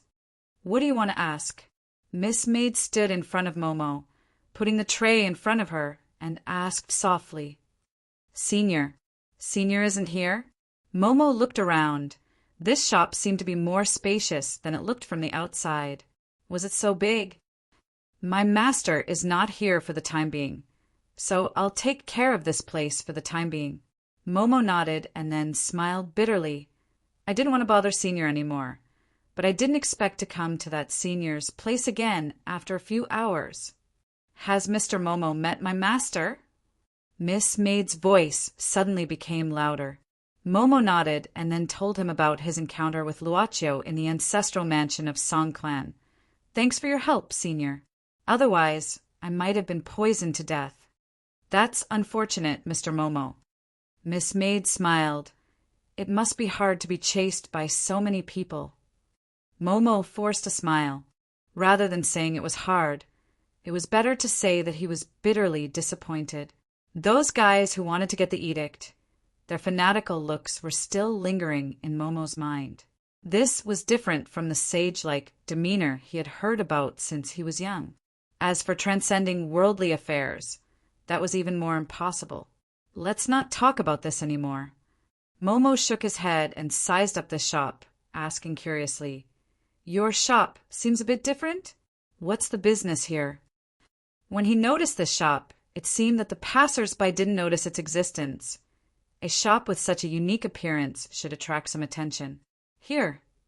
Yi smiled faintly. This is a place to provide services and sell goods to those who need it. Momo gave a start. Provide services? Yes. Miss Maid said softly, no matter it's reasonable, unreasonable, possible, or impossible. Any request can be realized here. The things you want in your heart and the things you can pay for it. Not knowing why, that senior's marvelous means flashed through Momo's mind. If this was the senior's shop, then this servant girl should be able to do it. Possible, impossible, inconceivable. Can I also spend money here? Momo asked subconsciously. The main thing is that any guest who walks in here can do so. Yi said seriously. But there's one thing I need to remind Mr. Momo. We only trade with precious things. Momo glanced at Jean Eyre subconsciously. Should I buy some help here? Can I think about it? Momo suddenly asked, because at this moment he had a strange feeling in his heart, like a warning sign, warning him not to speak rashly. Of course. Miss Maid nodded. As long as you don't regret it. Momo nodded. He didn't dare to stay here for too long. After drinking a cup of tea, he left with Jean Eyre. Perhaps it was just an illusion. When he walked out of the shop and didn't buy anything, he suddenly let out a sigh of relief. Find a place to have a rest. This is a town with many ordinary people. Even those guys who lost their minds for the imperial edict have to consider the consequences of messing around in the downtown. A great hermit hid in the city. Yi sent Momo to the door and watched him leave, saying with interest, Cultivators are really special. They can even resist their desires, but because of this, they are more valuable. Miss Maid continued to clean the window in a good mood. Because the owner was not far away from her, she could reach the owner's side in an instant with the current range of the club, and she would go there personally. The old bus jolted to a stop in front of the bus stop. After a while, an unusually large figure rushed out of the bus and ran to the corner of the wall at an extremely fast speed to vomit. Song Sen looked at this huge figure with disdain. Who could imagine that Songda, who was as strong as the god of war, would get carsick and vomit so violently? This old bus in China smelled like a biological weapon. That was Songda's explanation. Find a place to have a rest first. Mr. Blind saw that Songda was unable to move properly, so he could only shake his head and say, All we need to do now is wait. Wait? Song San asked curiously as he supported Songda. At this moment, the blind man casually said, Since I can divine that my senior brother is here, he can also divine that I am here. Naturally, he will come to find me. Song Sen was stunned. Could it be that the disciples of the plainclothes path had always schemed against each other? You martial artists can spar every day. Can't we feng shui master spar? As if he knew what Song Sen was thinking, Mr. Blind replied indifferently. This scared Song Sen so much that he immediately shut his mouth. Even though the three brothers usually called him Blind Mister, they were very clear that it was because Mr. Blind was too lazy to be calculative, and they were thick-skinned. All right then, let's find a hotel to rest. Blind man? At this moment, Song San's expression suddenly changed because he sensed that someone was quietly approaching him. Song Sen tried to release his chi to sense, but that person seemed to be faintly discernible, making him unable to lock onto him. Faintly, Song Sen felt that his heart was beating very fast. He seemed to hear the sound of footsteps. These footsteps seemed to be stepping on the frequency of his heartbeat. No, it should be that these footsteps seemed to be controlling the frequency of his heartbeat. In just a moment, Song Sen was already drenched in cold sweat, and his back was cold. Retract your chi. If you continue to resist, your heart won't be able to take it. Mr. Blind suddenly put his hand on Song Sen's shoulder and quickly said. At this moment, Song Sen took a deep breath and slowly withdrew his aura. Only then did the feeling of terror gradually fade away. At the same time, in front of them, a dignified beauty wearing a black dress appeared out of nowhere. This woman with her hair tied up appeared very capable, but she also had an aura that was not easy to get close to. Song Sen took another deep breath. This was the person who could make him unable to withstand just the sound of her footsteps? Was she the same as blind? Was she a person of that level? However, this dignified beauty did not look at Song Sen. Instead, she looked directly at Mr. Blind and asked seriously, "May I ask, are you Taoist priest Qing Xiazi?" "You are." Mr. Blind frowned. The woman in front of him was faintly emitting a strong magic power fluctuation. He knew that this woman was not old, but it was rare for her to have such a cultivation level. "My surname is Gong." At this time, the dignified woman said respectfully, "It was Representative Lai who asked me to come pick you up. Representative Lai is already waiting for you in a tea house outside the town. Please allow me, Taoist Elder Qing Xiazi." Representative Lai. Mr. Blind frowned again. Then his fingers moved slightly. However, Miss Gong had already quickly said, "Representative Lai is the walking successor of the cloth-clothed Tao. He's already one of the representatives of the Tao Association at such a young age." "My senior brother's disciple." Mr. Blind nodded. "Please lead the way." "Please follow me." Miss Gong nodded and did not say anything else. She turned and left immediately. Songda and Song Sen looked at each other. The sickly Songda looked at Mr. Blind and asked, "Blind, is everything all right?" Songda suddenly felt that the land of Kelowna was very dangerous. Not to mention this Miss Gong. The two young masters he and Song Sen had encountered on the Wudong Mountain not long ago had frightening martial prowess. Mr. Blind said indifferently, "This is Mount Tai. The Tao cultivation world and the demon world will hold an exchange meeting here every 10 years. Almost half of the people from the Tao world and the demon world have gathered here now. Even I am not included. If there is really any danger, do you think it's useful to escape?" At this time, Song Sen hesitated and suddenly said, "Blind, old Master Song should have already arrived. Do you think something bad will happen to old Master Song since the surroundings of Mount Tai are so scary?" Mr. Blind shook his head and said, "It's all right. The Song family is full of lucky people who can turn misfortune into luck. Moreover, old Master Song has a Ji. Let's go, it's all right." Mr. Blind said indifferently, "You'd better care more about Songda. As a warrior, how could he get carsick?" "I'm really sorry. Wong?" Luo Dance blinked her big eyes and looked at Long Shuo in her arms. Why in her arms? Because Luo Dance was holding Long Shuo in her arms and flying in the sky unhurriedly. Long Shuo, who always felt a huge pressure behind her, frowned and said, "To be specific, it's the spiritual vein that turned into a dragon. It's not a natural dragon. It's a kind of luck dragon. In fact, there was such a spiritual vein under the city where we lived before. Originally, it almost turned into a dragon and gave birth to spiritual wisdom. But unfortunately what?" Long Shuo's eyes were a little gloomy, and she said casually, "Unfortunately, it's a silly child. Sister Long?" Long Shuo shook her head. "It's nothing, it's its own choice." "Well, we're almost there. Let's go down from here. I remember there's a small village nearby."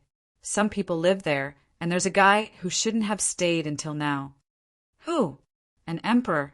His dragon chi was exhausted, but he was delusional. He tried to use the dragon chi to nourish his soul, hoping that his descendants could find a way to resurrect his soul." Long Shuo said indifferently, "When I found Wang, his dragon chi was continuously stolen, so he couldn't turn into a dragon. Later, I cut off the arrangement of the feng shui master, so Wang began to gather dragon chi again. But because of this, it was delayed for hundreds of years before he succeeded in turning into a dragon. Unfortunately, he was congenitally deficient in the end." "Ah, how could this emperor be so hateful? Sister Long, didn't you teach him a lesson?" Luo Dance asked angrily at this time. Long Shuo said helplessly, "Although he's an emperor whose dragon chi is exhausted, he's still a man of heaven and a pioneer of a dynasty. Even if he doesn't have dragon chi, he still has the merit of founding the country and the karmic position between heaven and earth. I can only stop his plan, but I can't extinguish his soul by myself, because it's equal to using my left hand against my right hand. Emperor Shinryu, it's so annoying." "Sister Long, you're also suffering." Luo Dance took out her hand and touched Long Shuo's head at this time. Long Shuo rolled her eyes. "Then you should grow up as soon as possible. Maybe you can help in the future." "I'm already trying to grow up," Luo Dance said seriously. Chapter 1004. Not long after, Mr. Blind, Songda, and Song San were led by Miss Gong to a tea house near a mountain and a river. Because it was the middle of winter and it was close to New Year's Eve, the tea house was very quiet. Of course, it could also be because it had been booked. Along the way, Songda and Song San chatted with Blind. According to Blind, he had never seen this Lai Kaixing before. However, he knew that his senior brother did have such a disciple who was this generation's orthodox, linen-clothes disciple. Over the years, Songda and Song San had been asking Blind about the rules of the linen-clothes sect. It seemed that not only the most outstanding disciples had the right to be the orthodox, linen-clothes disciple. Blind's abilities seemed to be slightly better than his senior brother, the previous generation's linen-clothes disciple. However, as a feng shui sect, they didn't seem to place much emphasis on combat prowess. As for why the blind man wanted to leave China and live overseas for so long, Songda and the others, as well as old Master Song, had no idea. However, Songda and Song San saw that Blind's return this time seemed to be because of his senior brother's call. In that case, the previous generation's linen clothes disciples seemed to have a good relationship with each other. With many questions in mind, Songda and Song San were shocked to find that they were arranged in another private room in the tea house. They couldn't participate in the meeting between Blind and Lai Kaixing. Taoist Qing Xiaozi said that since you two are his followers, you can just wait here. Miss Gong calmly stopped Songda and Song San from protesting. "What the F asterisk CK? This blind man is really treating us as his bag carriers." Ignoring the gloominess of Songda and Song San in the private room, in a pavilion in the tea house, Miss Gong led the blind Mr. to Lai Kaixing, who had a head of white hair. This tea house was built at the edge of the pool, and this pavilion was built at the center of the pool. It seemed that because of the light snow not long ago, a trace of white frost could be seen on the trees in the distance. Lai Kaixing was currently brewing tea with delicate movements. Mr. Blind himself also had white hair at a young age and hadn't recovered after so many years. Therefore, when he saw Lai Kaixing, he knew what Lai Kaixing had experienced. 99 lifetimes in a single night, experiencing the joys and sorrows of separation and reunion before one's hair turned white. This was an extremely special technique in the cloth clothes Tao. It didn't really require one to experience 99 lifetimes in a single night. It could only be said that the more lifetimes one experienced, the greater one's achievements would be. "Please take a seat, Uncle Master." Lai Kaixing lifted his head and smiled. Mr. Blind, on the other hand, frowned. He adjusted the back of his clothes and slowly sat down. He suddenly asked, "You've lived through all 99 lifetimes?" Lai Kai-shing did not seem to be surprised by such a question, so he calmly replied, "A lifetime apart." Mr. Blind nodded. At the same time, he heaved a sigh of relief and said indifferently, "You are stronger than me." Lai Kai-shing was 1 lifetime behind, but Mr. Blind himself was 3 lifetimes behind. After the 90th lifetimes, with each additional lifetime, the difficulty level would increase exponentially. There were only 2 lifetimes between him and Lai Kai-shing, and the gap in their potential was already hard to calculate. The reason why he could easily figure out some of Lai Kai-shing's actual situation was only because he had immersed himself in a large amount of time of experience. Master said that Uncle Master is the most outstanding genius of our cloth-clothes Tao in the past 300 years. Lai Kai-shing elegantly poured a cup of hot tea for Mr. Blind. Mr. Blind, however, did not move and went straight to the point. "When your master came looking for me this time, why didn't he appear himself and instead sent you instead?" Lai Kai-shing said with a serious expression, "Uncle Master doesn't know. Right now, I also have no way of knowing where Master went. It was just that a few days ago, I was seized by a sudden impulse and divined a divination. I knew that there would be a person with extremely deep ties to our sect who would appear within the next few days. Now that I think about it carefully, the only person with extremely deep ties to our sect in the world today is Uncle Master. You. Senior brother is missing?" Mr. Blind frowned. "What's going on? He even left me a message on Mount Wudong. I also calculated that he was in the vicinity of Mount Tai." Lai Kai-shing raised his eyebrows at this moment. What kind of message did Master leave for Uncle Master? Mr. Blind said indifferently, "He just said that he had something important to discuss with me, but I don't know what it is exactly. You also know that the cloth-clothes Tao's disciples all like to guess. We are good at everything except for this. We see people, but not their hearts. Everything depends on divination. But we don't know that people are poor and the heavens are impermanent. After all, people's divination can't compare to the heavens' divination. Thank you for your advice." Lai Kai-shing bowed to Mr. Blind at this moment with a sincere attitude. At this moment, Mr. Blind was looking at the sky outside the pool. He suddenly opened his turbid eyes. This place is filled with demonic aura. The mana waves are mixed and difficult to distinguish. Did something happen at the Penglai gathering this time? Although Mr. Blind had been living overseas for a long time, he was still someone from Kelowna. He was naturally familiar with the major events that happened once every 10 years between the 2 worlds. When he was young, he had even followed his master to participate in the Penglai gathering several times. Naturally, he was not unfamiliar with the Penglai gathering. Lai Kai-shing then briefly explained the appearance of the White Jade Edict, how everyone fought over it, and how Shinryu of Kelowna joined forces with the Shenyuan Palace and the Bureau to intervene. Lai Kai-shing sighed and said, "If it weren't for the true dragon this time, I'm afraid the Tao Association wouldn't have been able to suppress it.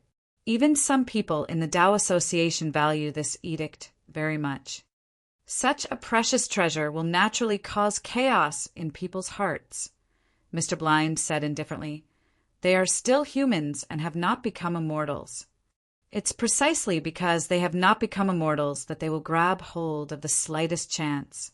Lai Kai-shing said softly, "Cultivating for 100 years only to become immortals. Back then, everyone held on to this hope and chose this path."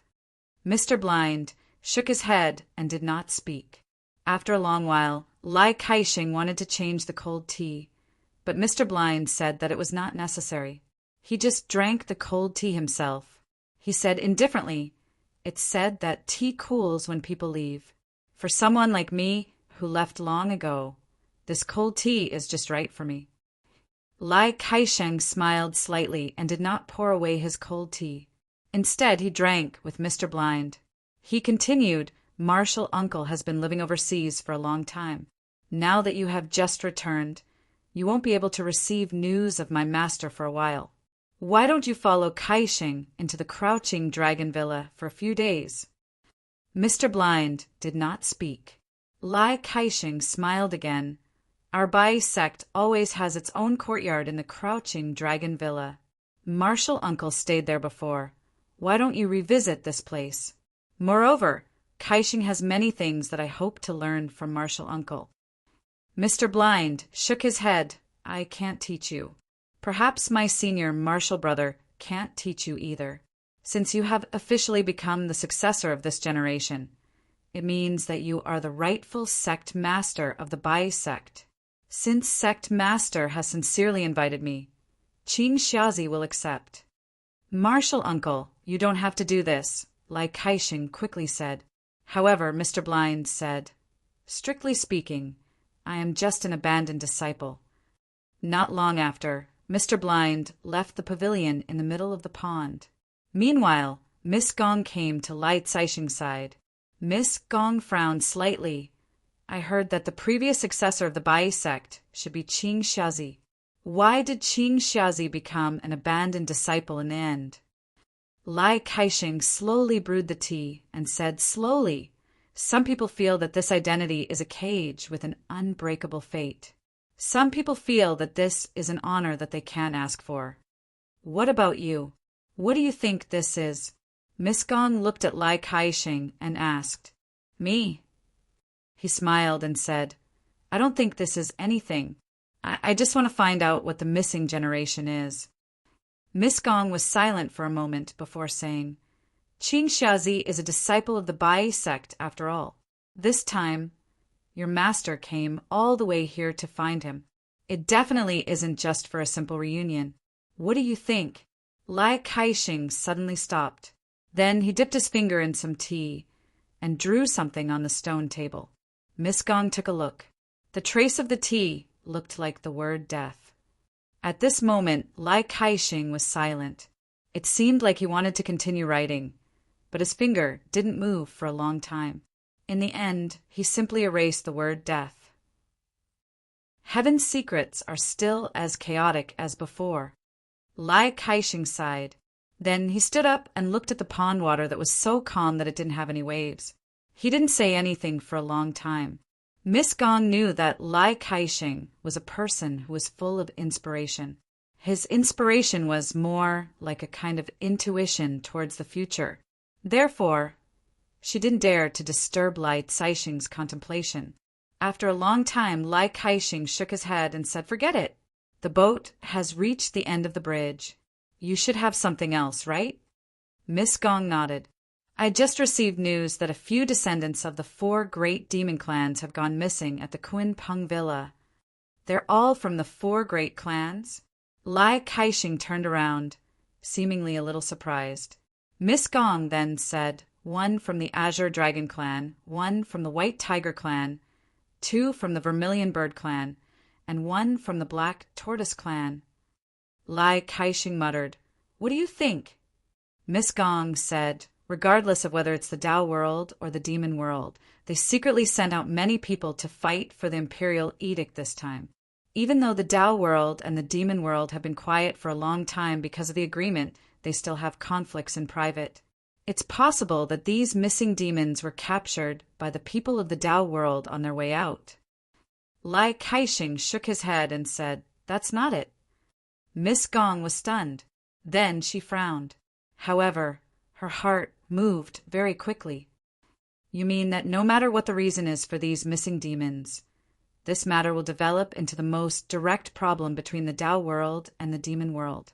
Lai Kai-shing sighed softly. We're too clear about the distinction between good, evil, demons, and demons. He then laughed bitterly and said, Send me back to the Crouching Dragon Villa to lie down. The 2 old men above me will probably not be able to sit still.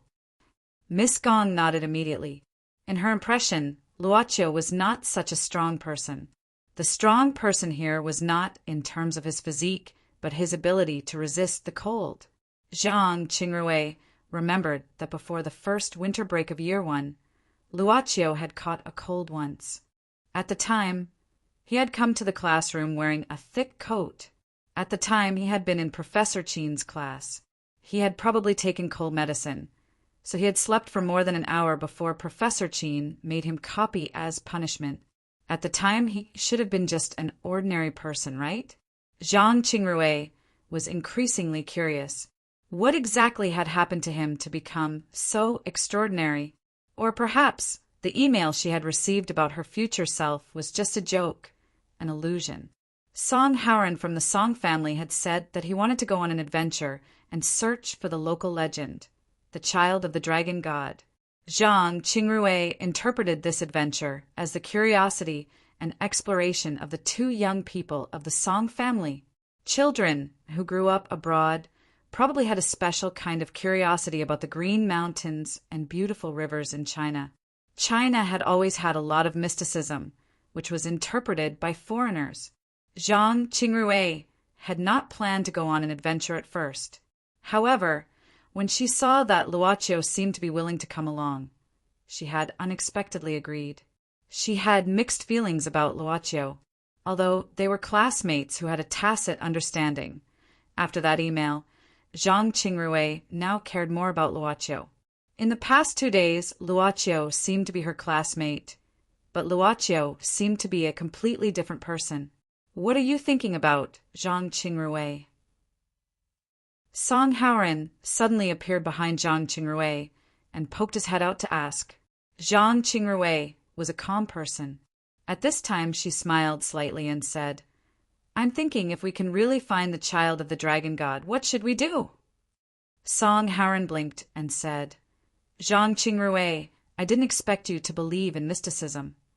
Zhang Qingrui said, "Maybe it's because some of my family's businesses are related to mysticism. In fact, there are many things in history that can't be explained. And in many places, aren't there all kinds of legends?" "Legend?" Song Ying interrupted. "Isn't it just a rumor that has been spread around? All legends are based on imagination and worship, and then modified by later generations." Zhang Qingrui seemed to have no intention of arguing with Song Ying. She just smiled lightly. So these legends should be verified one by one. "I think it's a very interesting thing." "That's a good idea." Song Howren laughed and said, "Are you interested in going on an adventure with me in the future?"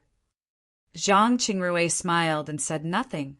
The negotiation between her and her grandmother hadn't reached a conclusion yet. It was hard to say whether she would be a bird in a cage or a free bird in the future. How could she look forward to going on an adventure so easily? The wind in the mountain stream suddenly became stronger. Zhang Qingrui couldn't help shivering. She found that the clothes she wore were a little too small. "Put it on." Chapter 1005. She was a little surprised, but not surprised. If it was Luoqiu, he seemed to be the kind of person who would do such a thing. The moment she put on the warm coat, Zhang Qingrui suddenly remembered something that happened a long time ago. It was a rainy day after school. Because she didn't want too many people to know about her family background, Zhang Qingrui insisted on not letting her family send her to school. But the sudden rainy day made her extremely distressed. Just like this time, the umbrella suddenly appeared on her head. "Take it." Luoqiu was a man of few words. Even if there were only him and her in the class, Zhang Qingrui could still recognize his voice. Probably because he was a man of few words, once he spoke, he would always leave a deep impression on others. She instinctively wanted to say no, or thought that after Luoqiu gave her the umbrella, he would bravely say that she was a boy and was not afraid of the rain, and then heroically leave in the rain. But he didn't, because Luoqiu then took out another umbrella from his bag, nodded, and left with the umbrella, leaving Zhang Qingrui standing under the eaves with the umbrella in her hand. It was the same this time. The coat was taken from Luoqiu's backpack, not taken off by him. Zhang Qingrui couldn't help laughing. She gently clenched her small hands and pressed them against her lips, laughing out loud. She often smiled and was elegant and generous. She always gave people the impression that it was her bearing and elegance that made people feel relaxed and happy. However, it wasn't like this. It was like a budding flower that left an unforgettable impression. "What's wrong?" Looking at this different smile, Luoqiu asked curiously. Zhang Qingrui just shook her head, blinking her eyes. Nothing. I just remembered some interesting things in the past. Interesting memories? Luocio nodded. They are always beautiful things. I suddenly feel so cold too. What should I do? At this time Song Haran said with a smile, and I don't know why, but I suddenly feel a chill coming from behind. Behind? Zhang Qingrui glanced over and saw Song Ying standing behind Song Haran. Zhang Qingrui was a delicate person, at least those who knew her thought so. In an instant, she thought of many things. However, Luocio said, "You shouldn't be cold. It won't affect you even if you get colder. But Song Ying should need it." With that said, Luocio took out a coat from his backpack and said, "You can take this first and put it on when you need it. I can see that your body is stronger than Zhang Qingrui's." One was a young lady who had been carefully nurtured, while the other was an elite and well-trained descendant of an aristocratic family. There was indeed a gap in some aspects. "Really, are you used to taking so many clothes out?" Song Haran looked at Luocio's backpack in surprise and couldn't help sighing in his heart. It was really difficult to trick him, but who would take so many clothes out for no reason? It was as if he had prepared for something in advance. "You're welcome." Song Ying said indifferently, "I'm still quite strong. Call me if you need it." Luocio didn't say too much, folding the coat and putting it back into his backpack. In fact, they had been traveling for a while, and now they could hear the sound of a waterfall. The legendary pool should not be far away. They found an abandoned pavilion and sat down. This pavilion should be built by the people of Song Village in the old days. It even had a name, Gazing Dragon Pavilion. At this time, Luocio took out several bottles of water from his backpack and distributed them to the companions. I always feel that little Luocio is the kind of person who knows how to take care of others. Song Haran smiled. "It's just for my convenience," Luocio said casually. Song Haran laughed. Then he rolled his eyes and began to talk about his adventures in the past. Song Ying had heard many of these stories.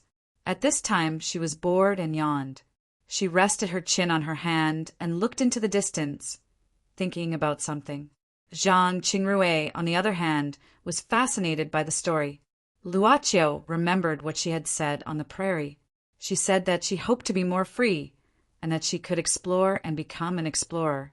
Zhang Qingrui's fascinated appearance was a little different from her image of a young lady from a noble family. This was her original color. Song Haran was like the noon sun, burning passionately. Zhang Qingrui was like the bright moonlight, but Song Ying was richer, like the Milky Way. In the black and white world, there seemed to be a change between day and night. Luocio didn't have much time left. He really hoped that this kind of time could be longer. As he was thinking, the person in front of him disappeared in a flash. Song Haran's adventure stories had just reached the exciting part. Luocio looked around the pavilion and found that there was some mist around. The mist spread in the air, and some water vapor began to blow on his face. It was a real touch. The mist gradually thickened, and finally, the surroundings turned into a vast expanse of white. Outside the pavilion, there seemed to be something flashing past. A long shadow, like a fish in the water, swam around the pavilion in the mist. Luocio looked at the water bottle on the stone table and showed a thoughtful expression. After a while, a long sound suddenly came from the mist. It sounded like a siren, but slightly different, and it gradually went away, but the mist didn't disperse. "Look!" Luocio moved his eyes, which was the direction where the shadow disappeared in the mist. So Luocio suddenly stood up and muttered, "Happy time flies." He walked into the mist. It was normal to have mist in the mountain stream. It was often seen that the mist in the mountains was like a fairyland, which was intoxicating. Of course, if one was in it, it would be a different feeling. Release some of your monster power. I have taught you how to strengthen your senses. I said, it's not like this. You ate so much, but your head didn't swell. Where did it go? I'm sorry, Sister Long. I'll try my best. Luo Dance was distressingly using the monster power that skyrocketed after waking up not long ago to sense the way around. Since Long Shirua mentioned it, they encountered the mist and lost their way. The little girl Long Shirua only had knowledge, but no power, of course, if she was willing to use Chi-Chi Kamaya's secret treasure. She could summon a doppelganger with some power, but she had to bleed every time. So if it wasn't necessary, Long Shirua didn't intend to bleed herself. But Sister Long, this mist seems a bit strange. Luo Dance blinked, looking at Long Shirua, who was blurred in her sight, and asked. Yes. Long Shirua nodded at this time, biting her fingers and muttering. Natural changes won't happen so fast, and it's not raining today, and it's just past noon. I'm afraid it's the problem of Wang. You mean it's caused by the spiritual vein that turned into a dragon? Long Shirua said seriously. As I said, Wang was born with a congenital deficiency, and its intelligence was not complete. Although I managed to help it go through the process of transforming into a dragon, the aftereffects haven't been properly resolved. So, in order to help it recover, I made a seal here at its birthplace. I hope it can continue to borrow the power of the spirit pulse to help Wang recover some of the deficiencies it had before it was born. Its seal might have loosened, and this should be caused by Wang's power. Sister Long, will your seal be loosened? In the eyes of the little butterfly monster, Long Shirua was almost the most powerful one. After all, this was the knowledge that her deceased grandpa, Tree Monster, instilled in her when she was young. Of course, later the little butterfly monster knew that there was another powerful sister, Su Zijuan, and then there was the more powerful boss. Sister Long would get angry every time she mentioned boss. Long Shirua shook her head, saying with uncertainty, it's hard to say. The 12 dragon veins in Kelowna have become very strange recently. I tried to investigate it some time ago, but then something happened, so I gave up temporarily. Now I can't continue the investigation. As for the seal I made, it should be fine, but we can't rule out the possibility of external forces. Even an iron pillar can be ground into a needle. Dripping water can penetrate a stone. There's no wall in the world that can't be broken. Long Shirua took out a cigarette and lit it out of habit. It was probably because she was upset and irritated by the topic. But at this time, she suddenly found that there was no one around her. In the thick fog, she couldn't even see her own fingers. Agile? Agile? Long Shirua frowned and called twice, but there was no trace of the little butterfly monster. This idiot! Long Shirua angrily threw the cigarette in her hand on the ground and stamped it out. She hurriedly walked into the depths of the fog. Although she couldn't see the road, she could roughly feel the direction. Long Shirua didn't run far before she suddenly bumped into something. It didn't hurt, but it was obvious that with her current figure, she couldn't move at all. Long Shirua could only directly fall back. In front of her was a tall black shadow. At the same time, Long Shirua felt very uneasy in her heart. These days, she had this kind of uneasiness in her heart, and at this moment, this kind of uneasiness directly rose to the maximum, making her hair stand up as if directly attracted by static electricity, and her scalp also had a kind of numbness. Be careful. At the same time, such a voice came. Long Shirua felt that at the moment when she was about to fall, she was grabbed by the arm and then pulled forward. She once again bumped into the figure in the fog. The moment their bodies touched, that kind of rising uneasiness suddenly made Long Shirua cry out in alarm. It had nothing to do with willpower, strength, or weakness. She resisted and repelled from the bottom of her heart as if she saw her natural enemy. Are you okay?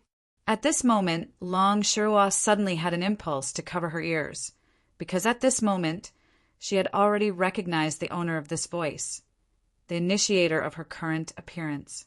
The club's boss, a man that even Shinryu, who was undefeated in Kelowna, couldn't resist as long as he stood on the land of Kelowna. Why was he here? You. Why are you here? Almost at the same time, Long Shirua's thoughts and instincts appeared almost at the same time. She quickly broke free from the opponent's hand and slightly retreated a little bit. At the same time, without saying anything, She took out Chichikamaya's secret treasure and prepared for the worst. Of course, she knew that this man would not take the initiative to attack people. Speaking of which, I'm also surprised that Miss Long is here. Suddenly, there was a whirlwind around the figure. The fog was swept away by the airflow. And finally, a small empty space appeared around the two of them. Luocio was indeed surprised to see Long Shuo here, so he asked curiously, I just saw that you seemed a little anxious. Did something happen? No, nothing happened. Long Shuo decisively denied, and said quite firmly, I don't need any services or help. I'm fine, thank you. Luocio was startled, and then chuckled. I'm on holiday these few days, so I don't have any business here. So even if it's just a little help, there won't be any additional requests. Please don't worry. Holiday? The boss can take a holiday? This question only stayed in Long Shuo's mind for 3 seconds, and she directly thought that it was very likely to be a trap. No, this was probably a trap. This guy had taken a fancy to her Shinryu-S blood essence, and was determined to squeeze her dry. I don't need any help. Long Shuo quietly adjusted her breathing, but she felt that it was definitely unusual for this man to appear here, so she frowned and said, But you? Why? Are you so free to come to this remote place for sightseeing? A little. Luocio smiled and said the original motive of this trip was to sightsee. Who would believe that? Long Shuo wanted to get rid of this man as soon as possible. She felt that if she stayed a little longer, she would lose the vitality that she had recovered with great difficulty. But something happened on the way. However, just as Long Shuo was thinking too much, Luocio said directly, the nearby area should be a little strange because of some kind of power disorder. This should be the power of Wang, right? It feels very similar to the power of the spiritual vein in our city, but there are some differences. Miss Long, do you know what happened? Oh, Long Shuo was a little surprised. There's something you don't know. Of course. Luocio said matter-of-factly, After all, I'm not as old as Miss Long, so naturally I'm lacking in knowledge. The main reason was that if he could get the answer without having to buy the information himself, Luocio was very willing to learn and ask more. But Long Shuo frowned at this time and remained silent. You're the old bastard. I'm not even 2,000 years old this year. Yen yen yen yen. Chapter 1006. Long Shuo quickly recovered. Or it could be said that she temporarily overcame some kind of fear that she didn't even want to admit. The power of Wang was obviously the key to this sudden thick fog. Even so, Luo Dance could not disappear in front of him. It could only mean that the leakage of the power of Wang would cause more effects, because it was born from the spirit vein of this mountain range. The closer it was to the spirit vein's true acupoint, the stronger the gaze ability would be. Therefore, it was not impossible for it to cause a part of the space to distort. Now, it was obviously impossible for him to solve such a problem. However, if he let the power of Wang leak out, it was hard to estimate the impact it would bring back. What's more, it happened to be the Penglai meeting that was held once every 10 years. The heroes of the Tao Association and the Demon Association would gather. It was inevitable that they would find the strangeness of this place. A spiritual vein that could turn into a dragon, and one who had successfully turned into a dragon, were irresistible temptations for both the Tao world and the demons. After weighing the pros and cons in her heart, Long Shuo helplessly found that, with the help of the man in front of her, it might be the best choice to settle this matter. However, could she believe him when he said that he was on vacation? Long Shuo suddenly remembered that Luo Dance would occasionally talk about Luocio. This little butterfly would occasionally say that her boss was very kind and took good care of her. I don't know what happened to Wang for the time being. Long Shuo looked at Luocio at this time and suddenly said, I can't do anything now. However, Luo Dance just disappeared in front of me. That child also came? Luocio was stunned and remembered that he had not seen Luo Dance for a short time. Long Shuo nodded at this time and rolled her eyes. Otherwise, how do you think I came to this place with my current appearance? Luocho smiled and pretended that he didn't hear the protest and dissatisfaction in Long Shuo's words. He just said indifferently, I know. Let's find that child first. Long Shuo quickly pulled her sleeves a little longer. Last time when she was in the gymnasium, a large amount of blood was drained from her wrist. Let's go. Luocho smiled and held Long Shuo's hand. What are you doing? Long Shuo shouted in dissatisfaction. Luocho said directly, It'll be more troublesome if you lose them too. That way, it won't be easy to get separated, right? In addition, it was also to save energy. After all, dispelling this thick fog will take some effort. Don't worry, I won't tell anyone. I'll endure it for now. Long Shuo gritted her teeth, but directly pulled her sleeves over her hand and reluctantly let Luocho hold her hand through her clothes. Luocho didn't care and walked in front, but slowed down his pace. He suddenly said, If you want to change back, just say the word. What? Long Shuo was stunned and subconsciously raised her head to look at Luocho's back. Just say the word. Just say the word. But at the same time, it meant that she lowered her head. It meant that she was wrong. She lowered her head and followed Luocho's footsteps silently. It was very difficult for her to say the word. Let's find Pianqian first, Long Shuo slowly said. That child can't find her, so she's probably panicking now. Miss Long is actually very kind to people. Luocho smiled. About that matter, I apologize to you again. For me, there's no way to replace her. Long Shuo slightly opened her mouth. You who have everything? For Miss Long. Luocho said softly, as Kelowna Shinryu, you also have everything. Had everything. Once. Suddenly, Long Shuo found that this guy's palm was warm from the beginning, even though there was a thick layer of clothes between them. A long, long time ago, she seemed to have been held by someone like this. It was also like this that she could only see his tall back when she raised her head. By the way, Miss Long, did you eat the red dates I sent you at Christmas? I heard from you, Yi, that it's a specialty of a certain place, and it's very good for nourishing blood. If you like it, I can bring you more later. Go away. Roar. Long Shuo was super fierce. Wudong in a bamboo forest on a mountain peak. And Mo Xiaofei was skillfully operating the mobile phone while watching Zhu Weifeng waving his fist at a huge rock. Nowadays, it wasn't difficult for Mo Xiaofei to operate the mobile phone. It could even be said that he had mastered all the functions, except that he didn't try to call the number in the so-called contact list. He wasn't interested in mobile games, and he really didn't understand why people would be attracted to some 2D characters on the mobile phone. Wasn't the card pool something to cheat money? What a sad guy. And Mo Xiaofei liked to use the Baidu, that Zhu Weifeng said to know everything. The historical changes of Kelowna in the past 5,000 years. He sighed again for the vicissitudes of life. Suddenly, the sound of Zhu Weifeng waving his fist at the huge rock stopped.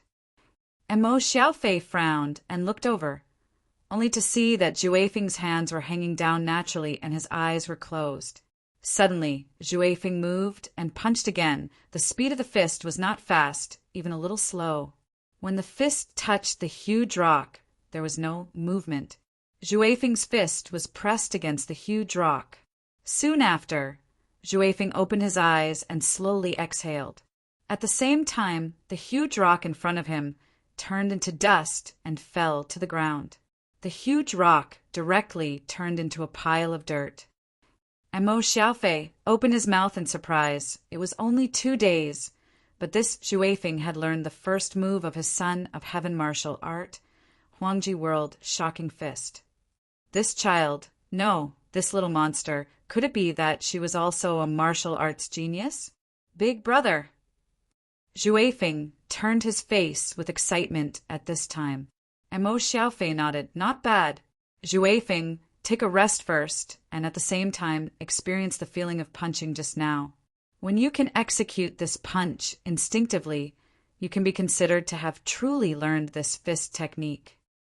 Zhu Weifeng sat cross-legged without saying anything. This was mainly to learn from Mo Xiaofei. Seeing that Juefeng was obedient, Mo Xiaofei began to read the history of the People's Republic that he had just checked with his mobile phone. Well, this person surnamed Mao is indeed a rare talent. But at this time, Juefeng suddenly opened his eyes and asked, "By the way, big brother, are we still going to find the people of the Cotton Sect?" Cotton Sect? Mo Xiaofei frowned subconsciously. Juefeng felt that it was necessary for him to remind brother Mo Xiaofei. Perhaps he could help him change back to his original appearance? "Yeah, didn't you say you were going to find the Cotton Sect Taoist?" Juefeng shared his limited information. "You said something about the Penglai Convention on Mount Tai." Mount Tai. Mo Xiaofei suddenly became silent and looked into the distance, whispering, "Fengchan." Gradually he fell into deep thought. "Big brother? Big brother?" Juefeng. Suddenly, Mo Xiaofei called in a deep voice. This made Juefeng straighten his back, subconsciously, because in these 2 days he felt that brother Mo Xiaofei was too dignified when he was serious, making him instinctively cautious. "Go to Mount Tai with me." "Oh, okay." Wind-chasing wolf nodded. "Then, do you still want me to ride you and fly there?" "Don't worry, I won't lead you the wrong way this time." "How dare you? How dare you ride on me?" "I'm sorry." "Humph. If it weren't for your loyalty, I would have sentenced you to death for what you said just now." Mo Xiaofei stood up, flicking his sleeves and leaving. "Big brother doesn't seem to be easy to talk to now." Juefeng sighed and had to chase after him. However, Juefeng's heart was moved. He walked 2 steps quickly and then leaned forward. In an instant, Juefeng's body shape changed dramatically. In just a moment, he turned from a teenager into a giant gray wolf. "Big brother, you can ride me." Mo Xiaofei frowned. However, seeing that Juefeng's giant gray wolf was quite impressive, his frown gradually loosened and he said indifferently, "No need, there's a tool called the bullet train in modern times. I want to ride it." Juefeng lowered his head and said, "But we don't have enough money, big brother." "Don't worry." Mo Xiaofei said indifferently, "I found some modern coins in the bamboo hut. They should be left behind by the evil man who wanted to harm me. Just take them." "Big brother, when did you rummage through other people's cabinets?" After leaving the senior's shop, Momo took Jean Eyre to find a relatively ordinary local guest house for a temporary rest. The senior said Jean Eyre would wake up, so Momo planned to wait for Jean Eyre to wake up by himself. Otherwise, it would be inconvenient to take Jean Eyre along the way. The proprietress of the guest house looked nice. Momo paid some money and moved in directly. However, the way she looked at him was somewhat strange, which made Momo a little confused. He had originally thought that the lady boss might be a spy for some fellows in the Tao Association, so he had secretly investigated her. However, he discovered that the lady boss was indeed an ordinary person. Furthermore, she liked to look at handsome men and the unsightly things of handsome men. Only then did he realize what was the lady boss's strange gaze. There would always be times when life was not going well. A peaceful heart would be able to get over it. He remembered that this was what his teacher, Chang, had taught him when he was a child.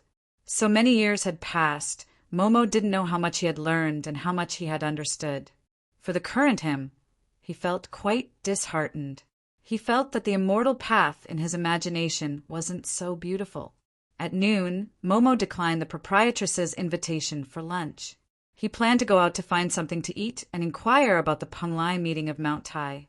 Although he was doubtful whether he could get anything in such a small place, he thought it was better than waiting for death. He quickly borrowed a set of clothes from the proprietress and went out. After eating something outside, Momo wandered around the small town but didn't find any valuable information. He planned to go to a paper shop in the small town to replenish his equipment. Even though the talismans used by the Celestial Master Sect were specially made and every step had strict requirements. In this case, some inferior or even useless items were better than empty-handed for Momo. His luggage was still in the crouching Dragon Mountain villa, and he had used up all the items he usually carried during the escape. Now he only had a black wooden sword of unknown origin, and not even a piece of white slate equipment. However, he soon stopped at the alley beside the paper shop. This was because he sensed a faintly discernible demonic aura nearby. It seemed like a demonic beast had been here before. Momo was suddenly startled. He was the target of the Tao and demon world, so they would naturally try to find him. Therefore, he might have gone to the paper shop to replenish his equipment. He was afraid that they had already predicted that he would go to the paper shop to replenish his equipment. He was afraid that once he appeared in front of the paper shop, he would attract the attention of the demons. He didn't know if there were people from the Tao world hiding nearby. Momo sighed and had to retreat, giving up the idea of replenishing his charms. However, at this moment, he suddenly smelled a faint smell of blood. There seemed to be a fight. Momo frowned and thought to himself, could the Tao and demon world be fighting secretly? After all, Momo had seen the Tao and demon world fighting more than once during his escape.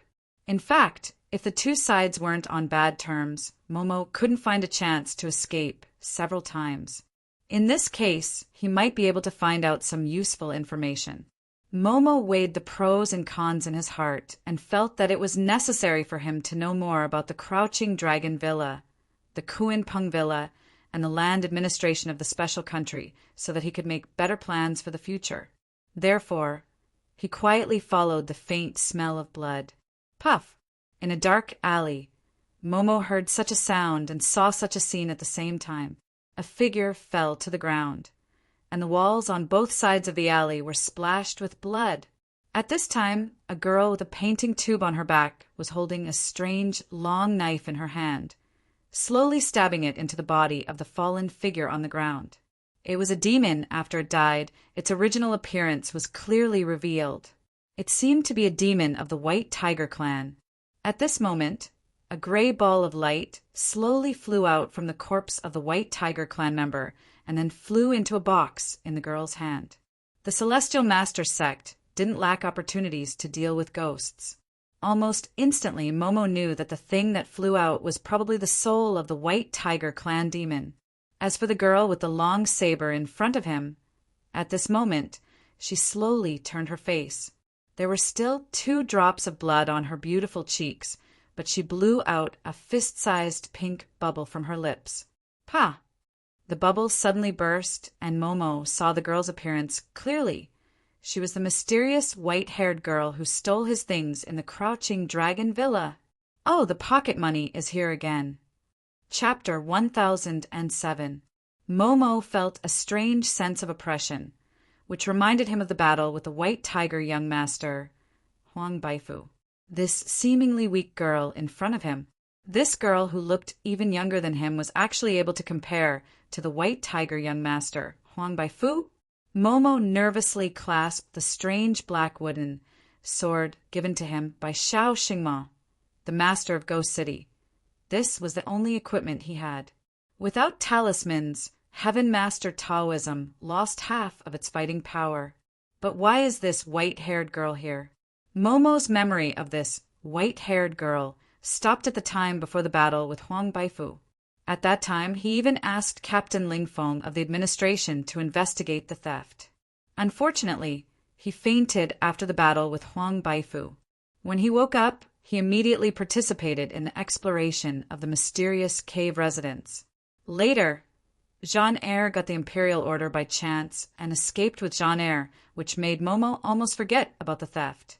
The 2 worlds of monsters and Taoists have a written rule that no one is allowed to kill each other. How dare you break the agreement? No matter what, Momo calmed down and tried to test this white-haired girl's words. Oh, what agreement are you talking about?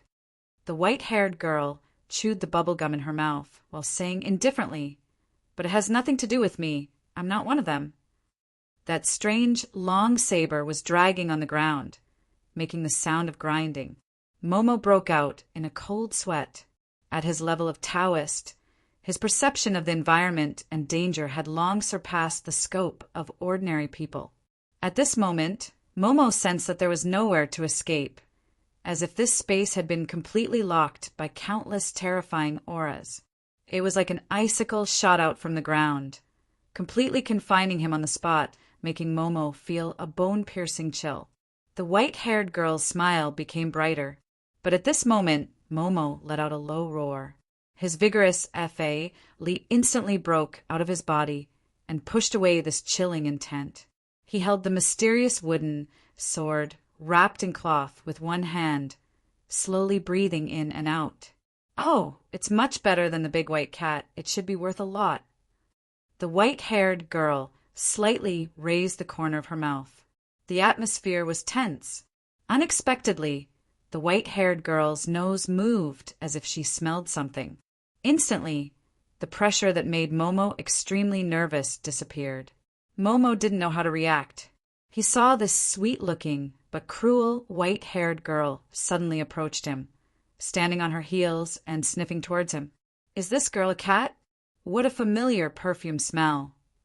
The white-haired girl frowned at this time, and then she seemed to realize something. Did you just see a very scary woman? Scary woman. Momo looked at the white-haired girl unconsciously. He didn't know why her attitude changed 180 degrees. But if she was a scary woman, wasn't she one? The white-haired girl said, the one with golden hair, the one with a smile on her face. The white-haired girl is the maid in Seniors. You know the senior? Momo was startled, blurting out, and that young lady? You call me Senior? The white-haired girl narrowed her eyes, looking at Momo from head to toe, suddenly asking, Are you from the shop? Momo shook his head. The white-haired girl asked again, Have you bought anything from the shop? Momo shook his head again. The white-haired girl suddenly rolled her eyes and said with a smile, I say, are you interested in making money with me? Let's team up and fight. There's a lot of money around here. Huh, I'm hungry. Let's go for a drink. The white-haired girl waved her long saber, causing a gust of wind to sweep through the dark alley. Then she waved her long saber again, shooting it into the painting tube hanging on her back. Then she walked out of the dark alley. Wait. Momo hurriedly put away his wooden sword and chased after her. This weird girl seems to know a lot about Senior. However, he suddenly turned around to look at the corpse of the white tiger and frowned. Eventually, he gave up the idea of dealing with the corpse. There should be other monsters nearby. They will find this place soon. I'd better leave this matter to the Monster Association and the Administration Bureau. I'm still a public enemy. Why should I get involved in this mess? He told himself this, seeing injustice on the road. Maybe I'm just too naive. So he clenched his fists and gritted his teeth, finally catching up with the white-haired girl. Not long after, two shadows flashed in the dark alley. The black shadow quickly arrived at the side of the White Tiger Clan's corpse. The appearance of the two shadows gradually became clearer. One of them was a man in his 30s wearing a black suit, while the other was a bearded man who was only wearing a vest even in the cold weather. They came from different races. The man in the suit was a pure human, but he came from an ancient sect called Yunhui. As for the bearded man, he came from the greedy clan on the plateau and liked to be called Old Wolf. Even so, they both belonged to a special department, the Special State Land Administration Bureau. They were on duty nearby. Then they felt some fluctuations of demon power and a strange aura, so they dared to come here, but they were obviously too late. It's actually the White Tiger tribe. Yun Hui frowned as he surveyed the scene. As for Old Wolf, he lay on the ground and sniffed. Then he shook his head and stood up. No, there's no smell. It seems that the murderer is very cautious. Yun Hui said solemnly, monsters have been disappearing for the past few days. Just yesterday, we received news of people disappearing in the Dao world. Today we found a corpse. Old Wolf, what do you think? Old Wolf muttered, Those who went missing have not been found. They must be dead. And this corpse, I'm afraid it's done by the same person. But we don't know what his purpose is. Let's inform Captain Ling about this first. Yin Hui nodded. I'll set up a barrier later to prevent people from walking in and finding out. It'll cause panic. Call the disposal team to clean up the corpse. Okay. Old Wolf picked up the phone. Yun Hui directly reported this to Captain Ling Feng, who was guarding the Crouching Dragon Villa. After waiting for a while, the department's exclusive disposal team arrived and started to clean up the murder scene. At this moment, Old Wolf was leaning against the wall in boredom, smoking a big opium pipe. Yun Hui walked over and suddenly asked, "Do you want to go to the Kuanping Villa on the way after work?" Old Wolf glanced at Yun Hui. Yun Hui smiled and said, "The young master of the Greedy Wolf clan is here. Don't you want to go and meet him? Although we're serving in the Land Administration Bureau because of the agreement, we all came from the same place, right? We'll see." Old Wolf shook his head and said calmly, "Actually, there's nothing to see. If it's possible, I'll apply to stay after this term ends." Huh. Yun Hui opened his mouth in surprise, but did not say anything. Yun Hui and Old Wolf only left after the cleanup team had cleaned up the scene. Mr. Blind had not stepped into the Crouching Dragon Villa for many years. He remembered that when he first came, the Crouching Dragon Villa did not have the current rules. Before that, there was no such thing as the Crouching Dragon Villa. There were only a few grass huts nearby, built by the Taoists who came to participate in the conference. At that time, he was just a little brother in the sect. Since the blind man walked into the courtyard that was specially prepared for the cotton clothing path with some emotions. He had only spent a cup of tea with Lai Kai-shing, but he already felt that this person was extraordinary. He wondered if his senior brother had passed the heavenly heart to Lai Kai-shing. In reality, the cloth-clothed Tao had two great abilities passed down. The heavenly eye that could see through illusions, as well as the higher-level heavenly heart. Heavenly heart wasn't something that could be grasped purely through cultivation. Strictly speaking, heavenly heart was an inanimate object, something that could only be seen from the previous generation to the next generation. His senior brother had inherited heavenly heart from the previous generation's sect master. "The room here has been cleaned up," Miss Gong said politely. "Taoist Qingxiazi, if you need anything, please let me know. Also, I've arranged for your 2 followers to stay in the room next door. However, I hope you can restrain them a little. After all, these 2 are not considered people here. It's too difficult to enter the Tao through martial arts." Martial Emperor Xiang Faji entered the Tao through martial arts. "Why? Are you looking down on martial artists, Miss Gong?" Mr. Blind said calmly. Miss Gong said calmly, "It's because of this that we understand how difficult it is." Mr. Blind looked at Miss Gong and did not speak for a long time. She did not have any intention of avoiding him. Finally, Mr. Blind nodded. "I understand. I'll warn them not to wander around. Then I won't disturb you." Miss Gong nodded and was about to leave. Mr. Blind suddenly asked, "In the Tao Association, other than Lai Kai-shing, who else is there? I haven't been back for a long time. I don't know how things are going." This was not something that needed to be kept a secret. Hence, Miss Gong said directly, "The association's president is still Kunlun's 100 Tribulations Taoist. The vice president is Chuanjin, sect's Taoist Huanyang. The other vice president is Lai Caixing's representative. The other members in the main seat have not changed in the past 30 years. You should know, so I won't go into details." Mr. Blind nodded. "Yes, they're all old acquaintances. Go ahead and do your work. I won't nag you any more." Miss Gong left respectfully. However, the moment she went out, she saw an old man with white eyebrows standing in front of the courtyard. "Little girl Gong, you're here too." The old man with white eyebrows. 100 Tribulations Taoist's voice was unusually slow. "President, you're here." Miss Gong looked at the old man with white eyebrows in shock. He was the current president of the Kelowna Tao Association. No one knew his age, and he was known as the Evergreen tree of the Tao world. He was Kunlun's 100 Tribulations Taoist. It's nothing. An old friend is here, so I wanted to say hello. That's why I came over. 100 Tribulations Taoist looked slow. Miss Gong was slightly stunned. Then she nodded. In that case, I won't disturb you. She did not choose to stay. Instead, she wisely chose to leave. Seeing Miss Gong leave 100 Tribulation Taoist, Mr. Blind slowly walked out. Mr. Blind bowed to 100 Tribulations Taoist. Greetings, Mr. 100 Tribulations. Qing Xiazi, long time no see. 100 Tribulations Taoist walked slowly into the courtyard with his hands behind his back and his back hunched. He looked old and senile. Mr. Blind walked slowly behind 100 Tribulations Taoist. 100 Tribulations Taoist did not enter the house. Instead, he stopped under a tree in the courtyard and raised his head. It was an old parasol tree.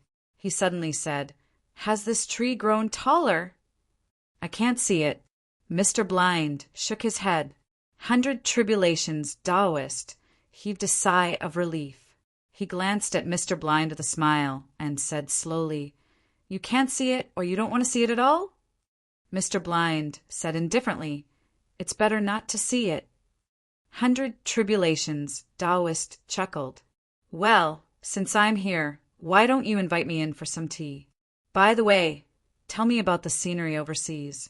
I haven't been there for hundreds of years. There are some anecdotes. If you don't feel bored, you can listen to them." I'm not bored. 100 Tribulations Taoist slowly opened an eye under his thick eyebrows. He looked at Mr. Blind and said happily, "I'm just too bored. That's why I want to find someone to talk to. Day after day, I finally realized that living a long life isn't a good thing. Isn't it good to live a long life?" Mr. Blind said with a smile. 100 Tribulations Taoist slowly opened an eye again. When you live a long life, you want to live a longer life. When you live a longer life, you want to live a longer life. Qing Xiazi, how long do you think our lives can be? Can it be longer than the sky? I'm afraid only you know that. Mr. Blind smiled indifferently. Chapter 1008. In the cave, the fire elongated people's shadows. The airflow here wasn't strong, and the fire wasn't swaying, but the shadows were swaying, and there were some whining sounds. Those were the whining sounds of goats. Suddenly a person raised her head. It was Jessica. Her lips were stained with blood, and at the same time her 2 rows of teeth had become sharp. Su Zijuan, who was beside her, also raised her head. But Su Zijuan was sucking the blood of a woman. This woman was also wearing a rather special combat suit. Jessica, who was born in Paradise Island, knew that this was the combat suit of the guards of Paradise Island. A few hours ago, Su Zijuan once again easily destroyed a branch base of the club and then calmly left with the loot. Jessica wiped the blood on her lips and closed her fangs slowly.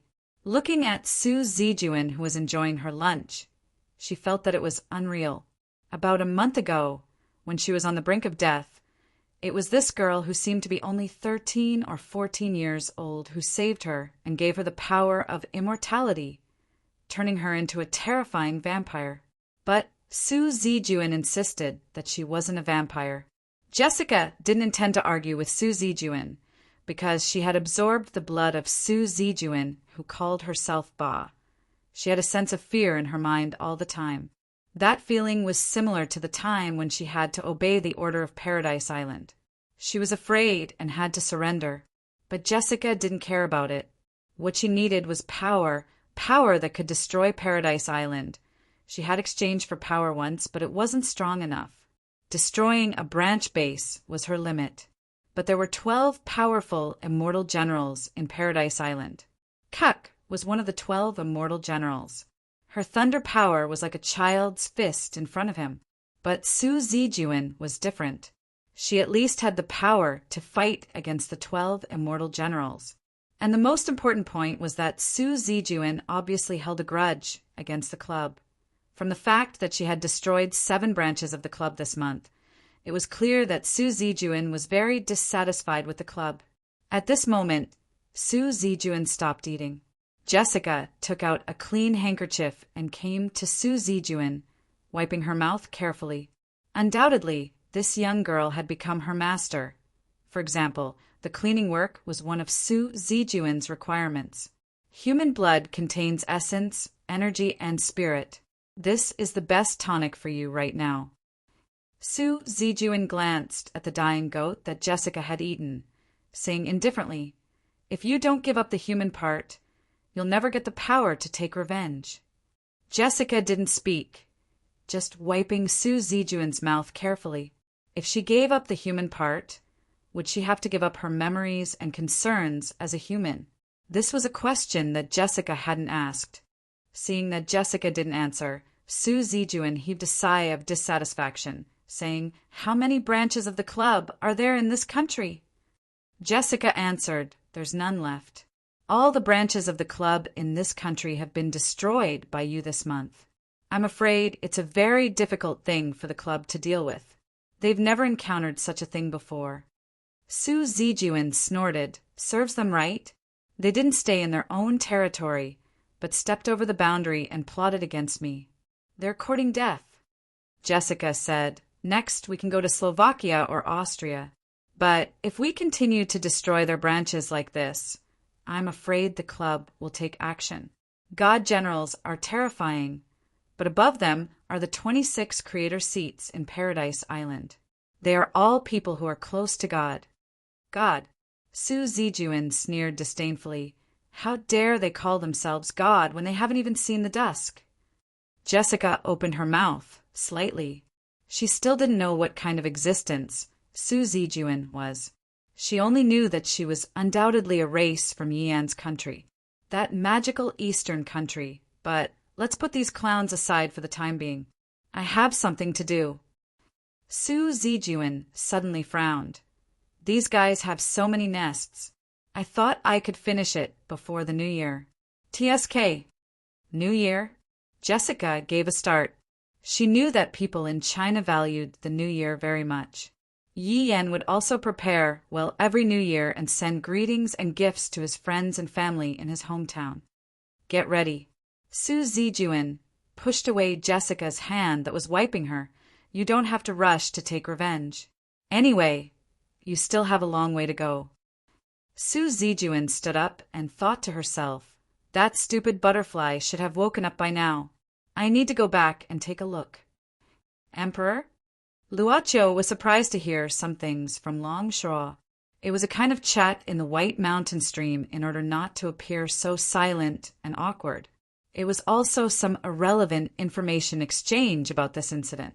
Of course, Luocho didn't tell her what he found in the ancestral house of the Song family.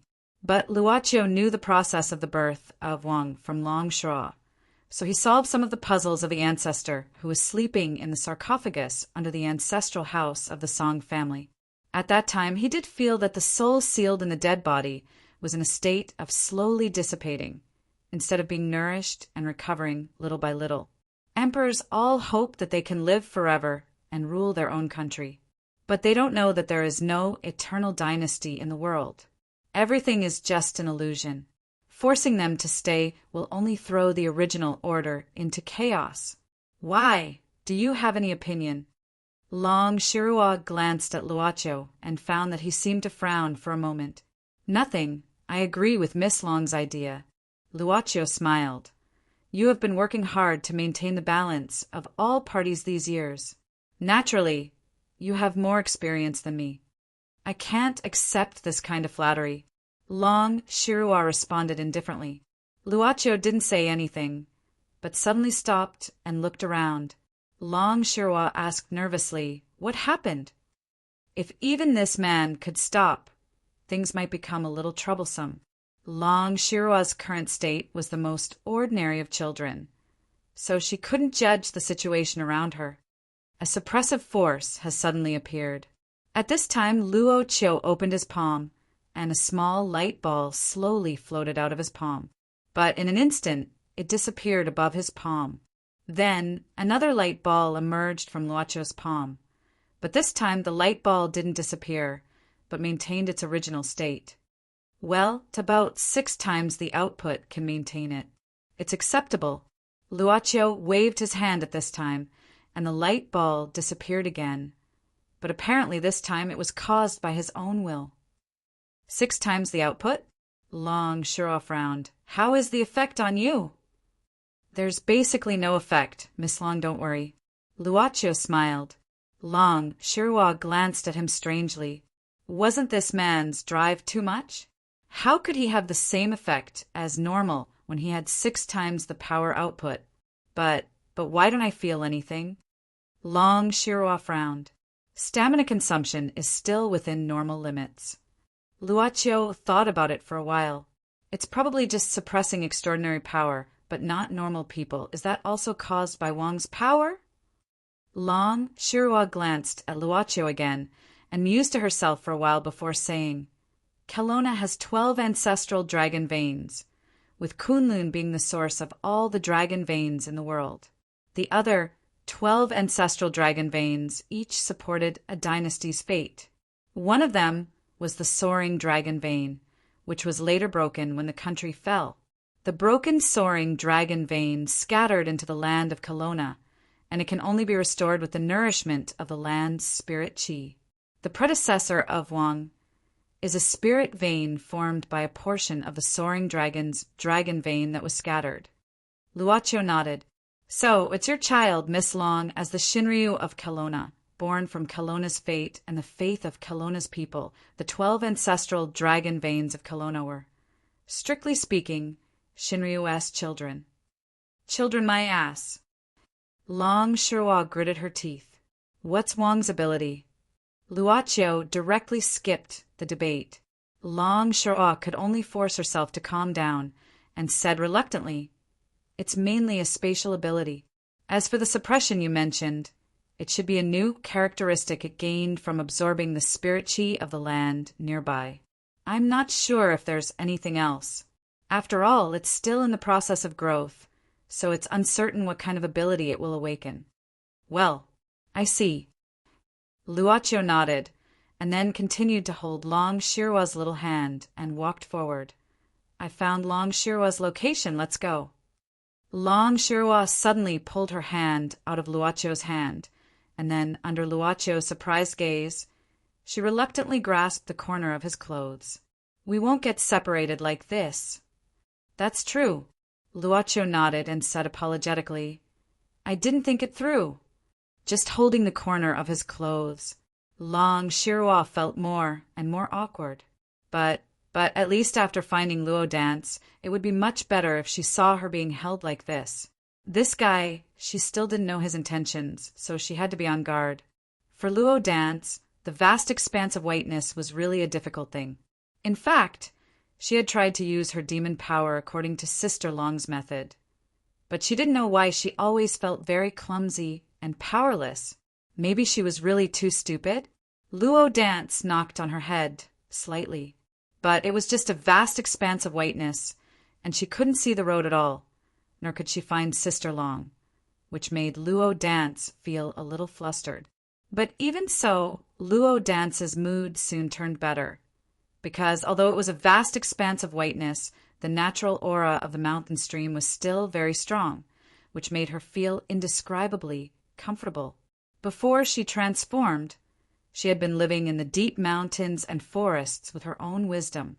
After 60 or 70 years, she had been accustomed to the aura of trees. Sister Long. Although she was somewhat intoxicated in the aura of nature, Luo Dance didn't forget to find Long Shiro. After all, Long Shiro's condition was not very good now. But suddenly Luo Dance stopped. Although she couldn't use her demon power to sense the surroundings, her 5 senses were different from ordinary people. So she still felt that there seemed to be something around her at this moment. Luo Dance suddenly turned around, only to feel that there seemed to be something swimming in the dense fog for a moment. Maybe it was just an illusion. But the feeling of being stared at in the dark didn't disappear. Instead, it became more and more intense. Luo Dance turned around several times, only to remember that long and narrow shadow swimming in the dense fog. This made her somewhat nervous and put her hands in front of her chest. Excuse me, is there anyone here? Excuse me, is there anyone here? Excuse me. She suddenly felt that there seemed to be an unusual airflow behind her, and at the same time there were some low voices, a kind of innate sense of awe, which made her feel stiff all over. Luo Dance turned her neck nervously, and her throat swayed a bit, and her heart beat wildly. Finally, when she turned her eyes back, she saw that there was a huge black shadow behind her. In this black shadow, there were two flashing red lights, like the eyes of something. Roar! Suddenly, a huge roar sounded in an instant, and at the same time, a huge wave suddenly rushed toward Luo Dance, blowing all her hair behind her back. Luo Dance only felt that her head was buzzing, and all her hearing disappeared under this roar, leaving only the ringing in her ears. Wow! She suddenly screamed, and then squatted on the ground with her head in her hands, trembling in horror. The two red lights in the dense fog were flashing at this time, as if they were blinking. Then another huge roar sounded, and Luo Dance remembered that she was in great danger. She quickly got up and ran straight to the road behind her without any direction. So terrible, so terrible, so terrible! Luo Dance felt that her heart was about to jump out, and some mist surged in the corner of her eyes again. She just kept running, fearing that the terrible thing behind her would catch up with her. But for a moment, she seemed to bump into something. It was also a shadow, but it was just a shadow of a person's height. The moment she bumped into it, Luo Dance directly fell back. In a flash, she felt that her arm was pulled, and then she steadied herself. Dance! Behind the blurred shadow, Luo Dance heard the familiar voice of her sister Long. Sister Long! At this time, the little butterfly monster was pleasantly surprised and immediately relaxed, taking deep breaths. But her movement seemed to be a little too big, and the moment she called out Sister Long, after taking a deep breath, the buttons in front of her chest couldn't bear the torture of the pressure. Crack!